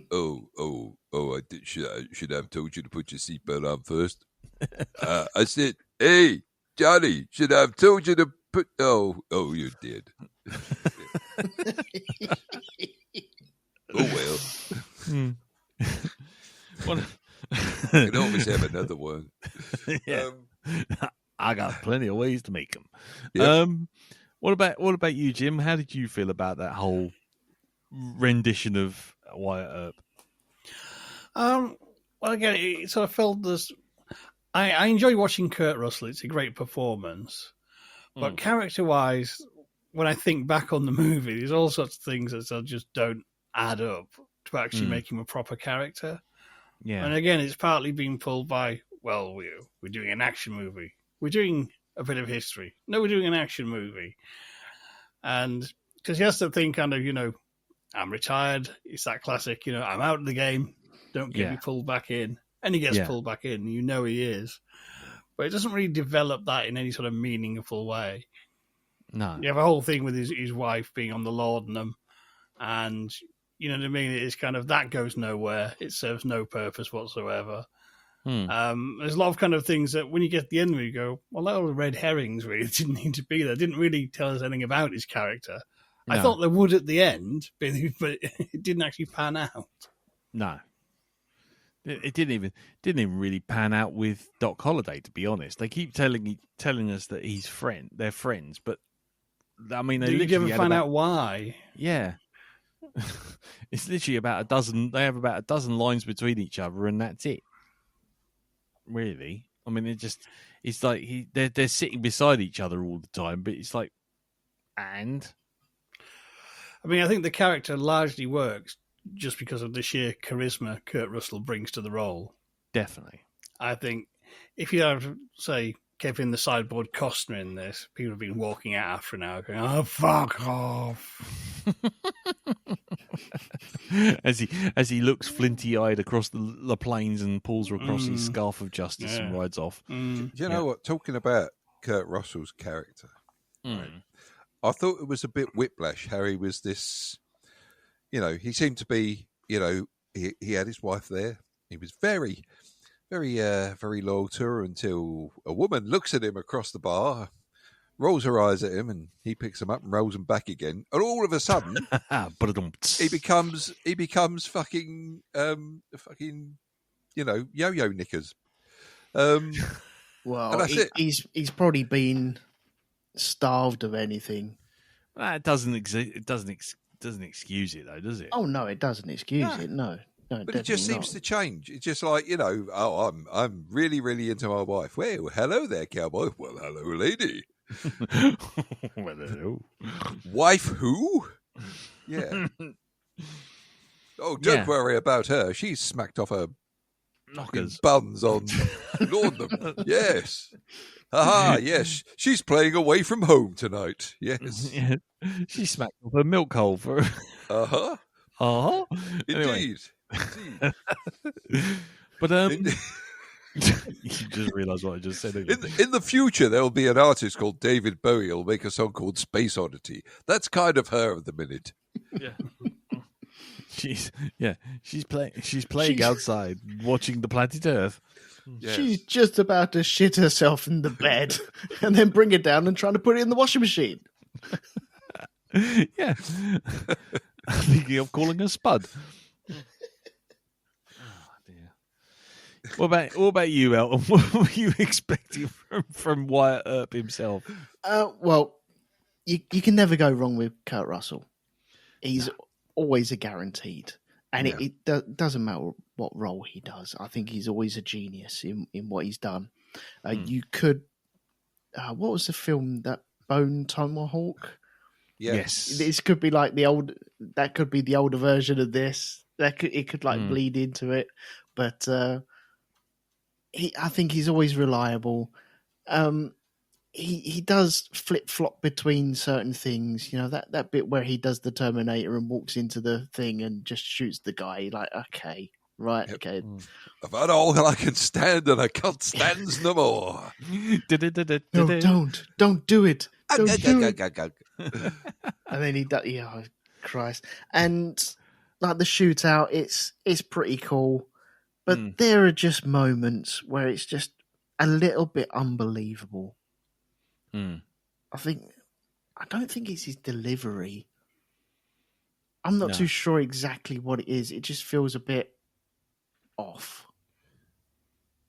And I can't quite place it, which is really annoying. But I honestly, I think he's outdone by Val Kilmer in this movie. Yeah, I mean, let's go to Val Kilmer's thing, because I mean, this was the film when he died recently. This was the one that was cited as his film. I mean, personally, I think his best role was actually as Gay Perry in Kiss Kiss Bang Bang. Oh God, yes. Or which I thought was just brilliant. But but this is the one that he gets the notices for. And how did we all feel about this? Because I mean, I thought he was a great character. I thought he acted a great part. But when it came to the actual gunfights, he wasn't all that at all. He just kind of, I mean, should we talk about that? Should we talk about that? Right. Okay. Let's talk about Johnny Ringo, right? This person who apparently Wyatt Earp couldn't beat. Right, you can't beat him, Wyatt. You know that. Yes, of course. And then, how does he get beaten? Oh, I'm just going to lean slightly this way and then put my gun up his nose and blow his fucking brains out. That's what I'm going to do. Yes. Look at me. I'm almost dead. Right, I'm a corpse. I can't move very fast. Right, this is it. But even I can beat him. So, how shit was Wyatt Earp then? If this is it, shoot him across the river. Yeah. How shit was he that he couldn't have done that? Well, he's looking after his mate. Yeah. I mean the Doc Holliday character. I mean, firstly, Val Kilmer. What do we think? I mean, as a character, as an actor for this role. I mean, I think that this is one of his great roles. I thought he was absolutely brilliant as Doc Holliday, and I kind of wish it'd been a film about Doc Holliday, not Wyatt Earp. Well, apparently Kevin Costner did a film that came out at the same time called Doc Goes on Holiday. Doc Hollywood. Doc Hollywood, yeah. Oh, yeah. Sorry, carry on, Jim. No, because he really did steal the show. And I think just as a character, Doc Holliday is far more interesting. And I'd love to have known more why he has such a bond with Wyatt Earp. You know, he's not a man who makes many friends, mainly because he's an absolute narcissist and a show-off. Yeah. And the deadly thing about him is you can back it up with the shooting, even when he's dying of fucking tuberculosis. Yeah. You know what I mean? But yeah, I thought he was just superb in this. It was just kind of like, as I say, I'd have loved to see this just as all about Doc Holliday. Because I say, for me, that's where you got a character you can work with. Yeah, and he was never portrayed as someone who was supposed to be the straight arrow from the start. You're set straight on him right at the very beginning when he rips everyone off. What, are we now friends? You know what I mean? All of that whole scene is just like, yeah, I've got your measure, mate, and yeah, I want to see more of this. But yeah, I thought he was brilliant in the role. I think the role itself was well done as well. I mean, I know that's obviously, it's taking from the the stories of Holiday himself, but the idea of this guy who, as you say, he not only was a narcissist, but he was also, kind of he was kind of living off his legend, really. There was so many times when he didn't have a fight, but had a fight, if you know what I mean. It's like kind of that moment of, I've as soon as I pull the gun, or as soon as I show you my gun, everyone's like, okay, we'll be somewhere else. Time to Yeah. go. He's Hold done. on while I whip this out. He's And- done more holstering than actual shooting. Yeah. And that's where I kind of was looking for the sort of Unforgiven aspect, because that whole thing of Unforgiven, whether you like it or not, is to trying to bring the reality to the gunfights kind of thing, which is, actually these guns weigh an absolute ton. Yeah, and, they do. And trying to draw fast isn't the same as just trying to draw accurately. They weren't called Big Iron for nothing. No, so I was waiting for some of that, but you get going off of Val for a second, but the character of Doc Holliday, you get sort of the implication that he is literally lethal if you push him the wrong way. Yeah. And then you get the OK Corral, which is midway through the film. It's also worth knowing. And it happens. But the gunfight is literally 4 people standing against 4 people about 6 foot apart. Yep. And no one seems to be able to hit anyone in a killing shot. Everyone gets shot and falls over and goes, "Oh!" And gets back up and goes, "Oh!" and falls over again. I think that most of those guns notoriously or historically weren't exactly pinpoint accurate. They're really... I'm not hitting anyone. I'm going to take a step closer. Exactly. It's that fucking Naked Gun thing, isn't it? Where they're like, the police squad, where you've got fucking Frank Drebin one side of a car and the bloke the other side, and they still just can't hit one another. Yeah, standing either side of a bin, aren't they? Yeah. Yeah. But that's what I'm saying. It's that whole thing of, that's the moment of kind of like, oh well, we're going for realism then, are we? Everyone's rushing to shoot, but nobody's actually hitting anything because they're rushing to shoot. The Unforgiven thing. But then, about halfway through the film, it suddenly takes a turn, and next thing you know, you got Kurt Russell riding on a horse, holding a shotgun, one-handed, going yeah, and blowing people away, and it's like, what? From like 60 feet while riding on a horse. It's like, hang on. Oh, hang on. What film are we in now? Are we in Unforgiven or are we in fucking Young Guns? Where are we here? Someone pick a style and stick to it, please. But no, going back to Val Kilmer, I thought as an acting role, I thought he was very good in it, and I thought it was a great role. And like you, Jim, I would have liked to have seen more of him than Wyatt Earp. But yeah, as a character, just the character itself was portrayed as something he wasn't, and the film never delves into that. Lots and lots of bravado. This reputation of being a stone cold killer and fastest hand in the West, and you see approximately two gunfights, one of which he literally stands about a foot away from someone and keeps missing with 2 guns, and then the other one when he's riding on horses, and he's standing in a forest and he shoots a bloke point blank range just a slight bit faster than the other bloke, and it's like, well, maybe that is the realism of it, where they were so unwieldy to handle all these firearms and going off reputation alone, because there's no internet around here, so they can't look up and go, oh, actually, on his Wikipedia, it does say that he's killed 17 people. Yeah. It's all word of mouth. Yeah. And it's the style as well, the way that he just breaks open his coat and just taps the pistols. It's like, oh, that's so good. It's like silly little things like that just build up that character. Yeah, but that's what I'm saying. That's the 90s action movie. That's the bravado. The But he's got that charisma. He's got the gift of the gab as well. He's just so smooth in this. Definitely. Can I just ask a question? As a sort of bit of a comedy aside, right? Considering the weight of these guns, right? Yeah. Do you think they were called gunslingers because when they go to do the quick draw, the guns are so heavy that they just can't keep hold of them and they go fly? And this is how they kill most people in the West. It wasn't to do with bullets. Well, there were bullets, but they were encased in a fucking gun that weighed a ton. So most people got taken out by a fucking, a gun to the forehead.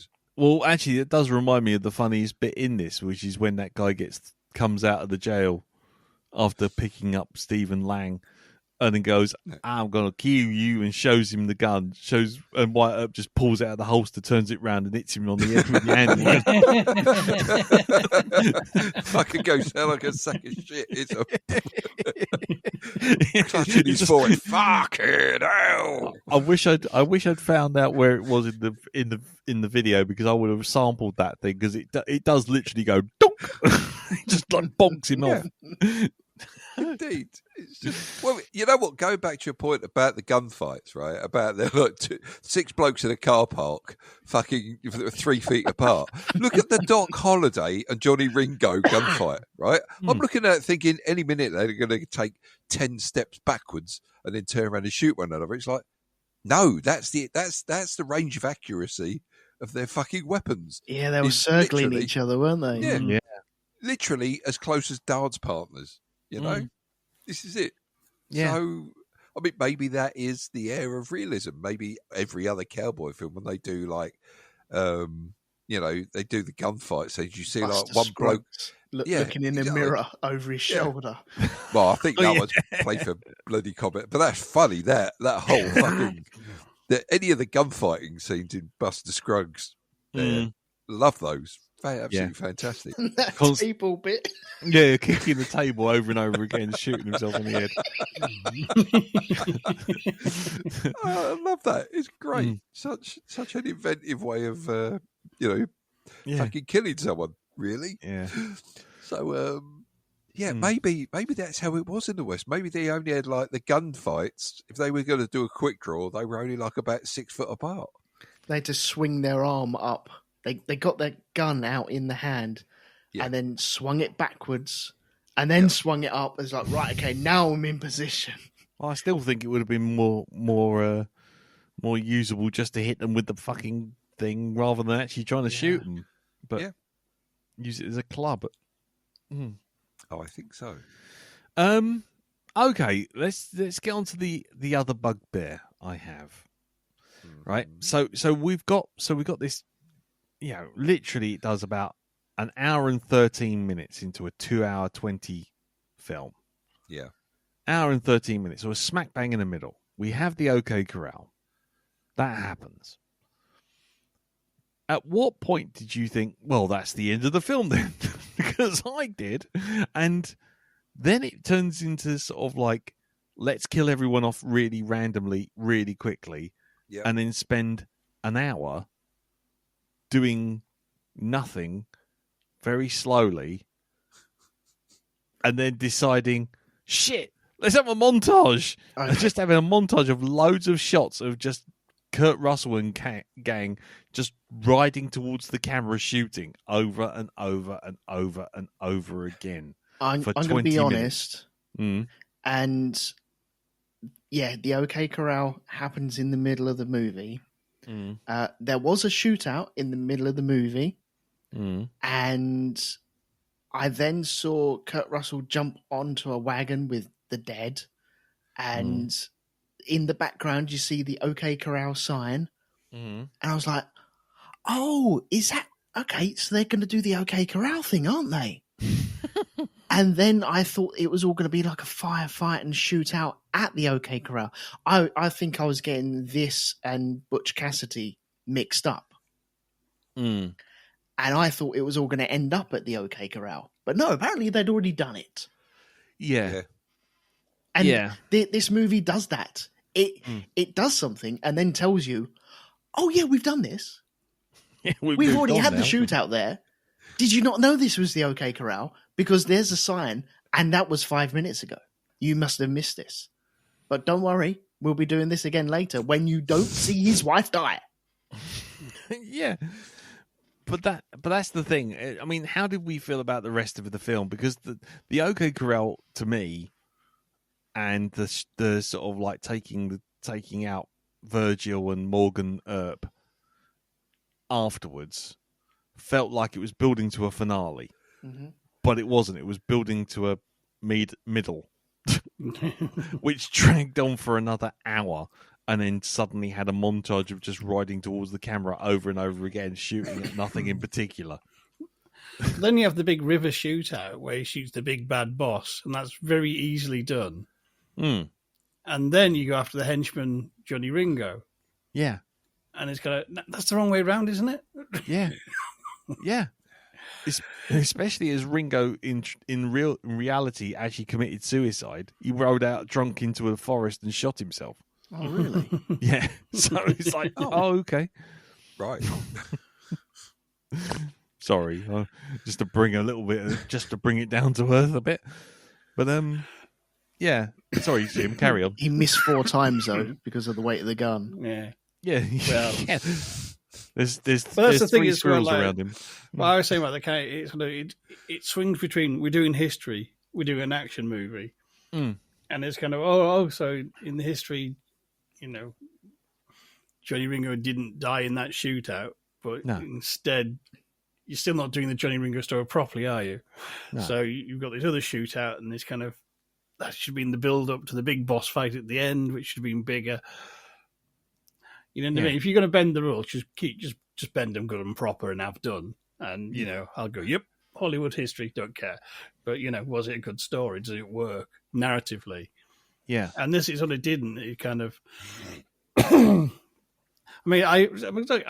probably sounding more down on the film than I am, because when I was watching it, I was really, really enjoyed it. Just when you get to the end and you find all these threads just left flapping, it's kind of, this doesn't pull together the way it should do. Yeah. Because that's the whole thing of a proper Western, and particularly spaghetti Western, is, they build up to this big momentous end. And it's not just a fight, it's a moment of realization for the characters. But here it's very much kind of ends voiceover guy, and in my head I kind of had J.K. Simmons. So what do we learn? Nothing. Nothing. Absolutely nothing. Nothing.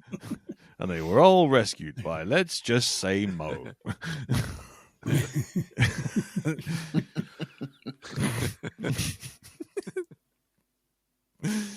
But I mean, even like there was clearly an entire subplot with the other sheriff with the bowler hat. Yes. Yeah. He sort of just disappeared. He said, "Oh, he's kicking off. I'll hide," and he stayed hidden for the rest of the fucking film. Yeah, and then he tells Devil Woman, nod to Cliff Richard there, but he tells Devil Woman, "Oh, you better hang around and stick with me because soon there'll only be one person running this town." And it's like, oh, so he's corrupt. Okay, gotcha. Fine, he's the main villain. And then he just rides off, and you get one glimpse of him at the end in the montage, and it's like, oh, okay. But then we get told he died in a gunfight after a robbery, and it's like, oh, okay. Got his comeuppance then, did he? All right. He unfortunately met his end in a gardening accident. Yeah. Unfortunately, due to a open-toed sandal, he caught sepsis in the big foot and died. He was bitten on the ankle by a small marmot, and he died of rabies. Just like, okay. And then there was the other one, Stephen Lang, who, again, he's the luckiest fucker in this entire movie. He basically gets threatened to be killed about a dozen times, gets shot half a dozen times, and then basically after coming back and betraying them every single time, all he does is he takes off his red sash and everyone goes, "Nah, leave him. He's all right. Yep. He's fine. He's renounced his faith. Fuck off." Sorry. Yes. What? Sorry, it's just it's just the whole sort of like dying off screen thing, Yeah. I'm just thinking of a song by the Barron Knights, the one about Lowry. Oh, yeah. And he painted Granddad's bike and neck dogs, cats and dogs. And it's the ending he meets in that. He goes, was it? He fell down on his can and his aerosol went bang. All they found was a flat cap and his clothes.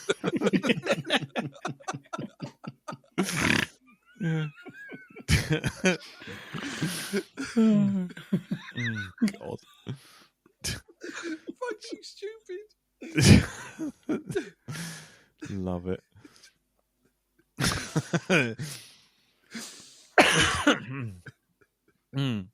Oh God.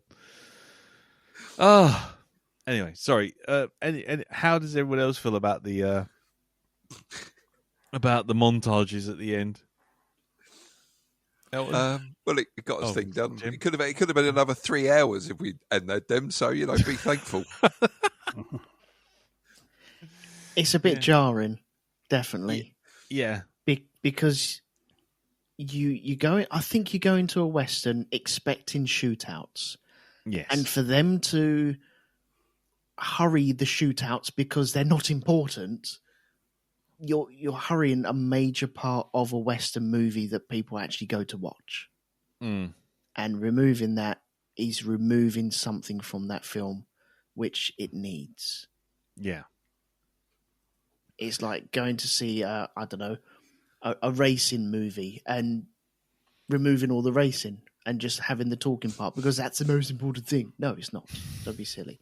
Or a plane movie. You know, imagine Top Gun, where they're like, right, okay, take off and then landing. He's like, well, did they do anything? Oh, yeah, we did some dogfighting and stuff like that, and Goose got killed, but, that's not important. Let's get back to Meg Ryan crying, playing piano. Oh, it would have been so much better if they had just had every flying sequence described sort of by a couple of people watching them out of a window. That was no, that was close. Yeah. I wouldn't have pulled that move. No, what? No. What's he doing? What are you doing? What is he doing? And don't do slow-mo in a montage. What are you doing? You're trying to speed it up by slowing it down. What? Make your Who mind do you up. think you are? Fucking Bucks Fizz. Well, that is the song that Well, was in the editing based on suite. that. Yeah. You have to speed it up and you slow it down. And Yeah. Yeah. Sure, love can hit the top and we'll play around. Oh. And then that's when Virgil reaches across and whips off Wyatt Earp's skirt. And there we go. Yeah. It's like, it's gone from a long skirt to a short one. Oh, jokers. Yeah. Oh, that's a deep cut for anybody who remembers that Eurovision thing there where they did that. Let's not. Let's Let's move on. Let's move on. Anyway. Oh, let's just see more. Anyway, right. Anything else? Anyone else want to bring anything up? No, I think I'm good. I like the way that Val Kilmer gets sweatier and sweatier and then almost dies and then gets better and then almost dies and then gets better and then almost dies and then it gets I thought better. you were dead. I got better. Yeah. Yeah, the TB thing. Yeah, I don't know. I don't know enough about the character, unfortunately. I know he had TB. I know he died in a sanatorium, but I don't know. Anyway, he's sudden recovery and then dying, and there was a whole subplot with his girlfriend as well. Was she trying to kill him off? Was she just trying to take his money? Because he sort of made a whole comment about, you're surely the devil. And, after basically being diagnosed with, if you don't, you need to stop smoking, drinking and everything else because otherwise you're going to die in like a week. And then she immediately waits for the doctor to leave, lights up a cigarette and sticks it in his mouth. Yeah. Yeah, So, I think there was something there, wasn't there? Maybe she was, I don't know, topping up his drink or doing something in his water. I'm not too sure. Because I kind of got a sense in some ways, and this is maybe reading way too much between the lines with it, was that it was kind of like subliminally saying, you can't trust women, stick with your mates. Yep. That was kind of the undertow of the whole thing, which was like kind of like, you know, Wyatt's wife. Oh, she's just a druggy harridan, and then it's like, you know, who won't let him stay out all night gambling in a pub that he's just taken over, and it's like, oh, how terrible of her. It's like, what? and then the other two girls just vanish into the background, and then there's Devil Woman who just sort of turns up and goes, I'm going to break up a marriage, and just like gets on with it. And then you've got, you know, Doc Holliday's sort of bit on the side who's clearly out for his money and will, you know, going around with a bag full of cash and trying to kill him off. But you can rely on your brothers, you know, sort of thing. It's just like, what the fuck message is that? Oh, sorry, hold on, there's a montage coming. You need a montage to show the passage of time. Yeah. Because there's 100 cowboys to kill, and we can't show you them all in 20-minute shootouts. So let's just pretend we shot them all by just having Kurt Russell ride to the camera. Yeah. Anything else? Anyone? Nah, I'm good. Jim? Nah, I'm good, I think. Okay. Darren? Nah, done. Done. Right. Okay. Well, Montage and let's get out of here. montage. You need a montage to end this podcast now. You need a montage. Anyway, okay. Well, let's find out what we're going to be doing next week. Indeed. Because if anybody wants to send feedback in, you know, the usual channels. I've said it enough times this week. But we will be moving on to the next film, which is your pick, Darren, and you have picked the following. Go. Indeed, I have picked a film. Now, Yes. to give you some context for this, Brace yourselves, people. Stephen King, right? Okay. Oh, here we go. Some of his films have been known to be based on, like, you know, very short novellas, and they've been extended to, you know, to full movies, right? Okay. Mm-hmm. Well, we're gonna take the piss a bit more than that. Okay, we're not going to use Stephen King because there was a man who came along before that, who's a single chapter in one of his books was actually turned into a full movie. But I like the sound of this, so I want to watch it. No. So next week we're going to be watching, based on a chapter in Bram Stoker's Dracula, the last voyage of the Demeter. Okay.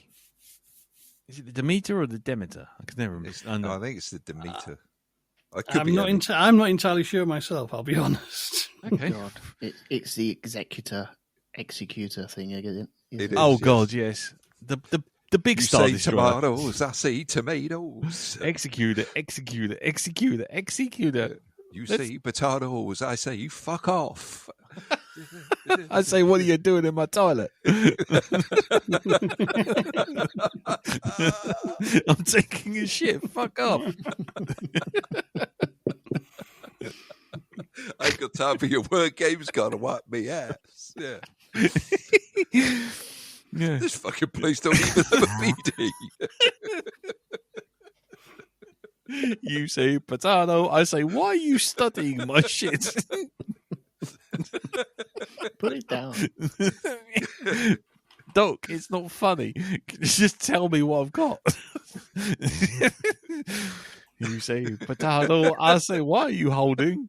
Could you warm your hands? Anyway, right. So, okay. So the last voyage of the Demeter. Yep. Demis Roussos, which is on where? Amazon Prime. Amazon Prime. Okay. Jim, have you seen this film before? I have, yes. Are you looking forward to watching it again? Yes, I enjoyed it the first time. So it's the same director who did Troll Hunter, and Autopsy of James Doe, and Scary Stories to Tell in the Dark. Nice. So it looks fantastic. Very, very much kind of a modern take on this sort of old Hammer horror sort of movie. Nice. So it looks fantastic, if nothing else. Wow, that's damning with faint praise. Yeah. Right there. Read between the lines, people. We're in for a bumpy ride. Yeah. Okay, No, Jim. I enjoyed it. I think it's not his best film, but I think it's a fun romp sort of movie. I think. Okay. Yeah. All right. Mm. Okie dokie. Elton, have you seen this film before? No, I haven't seen this. I know. I just got to ask. I know. I mean, it's only fair because, there are films you have seen. This is very true. No, I haven't seen this before. Am I looking forward to it? You Yeah. might want to get a bag of King Edward's ready. Oh, okay. Really? Yeah. It's a Okay. horror film. Oh, okay. It's based on the actual trip between, I think it's Transylvania and England for Dracula. What happened to the actual crew of the boat? Well, there you go. That's a spoiler for you then, Elton. Enjoy Wow, the that's surprise. kind of told me everything, isn't it? What happened to the people on the boat? Well, there's a Dracula on the boat. I'm going to take a guess. I'm gonna go out on a limb here and think this isn't going to end well. Yeah. But maybe that's just me. I'm sure it'll be fine. Not giving it too much away, but at the end of the film, when Rose is clinging to a plank, and then you've got Thingy in the water, Jack there, and she's like, "Oh, I can't let you on, Jack." Oh, wait a minute, no, that's Titanic, isn't it? Yeah. Yes, Yeah, that is it. Titanic. Okay. So, right, I guess you're looking forward to it then, Elton. No, I don't think it will be scary. No, I have no idea. no. But I feel you might be right. But We'll see. I'll give it a go. see. I'll go in with good faith. If it's bobbins, I'll tell you. You need faith for that to work, Mr. Vincent. Right. Okie dokie. Dow, have you Yes. actually seen this? No, I haven't. But I've liked the sound of it. I've known this has been coming out for a while. I saw one or two bits and bobs on it, so I thought, you know what, I really want to see this film. Okay. Yeah, and for me, I've heard of this film. I've had it on my watch list for a long time, but it's in the title, The Last Voyage of the Demeter. It's like, I wonder what could happen. Hold on. I'm sure this has been listed elsewhere. Oh, that Demeter. Yeah, they changed the name of the boat and they call it something else, which is why it's The Last Voyage of the Demeter. Or the diameter. Is that right now? The Yeah, diameter. that's it, yeah. Last Voyage of the Diameter. Yeah. Before it was renamed the Radius. Right. Okie dokie. Well, we'll leave it there then. They made a smaller boat called the Centimeter. Yeah. Yep. The middle. The edge. The edge, come in for your dinner. Right.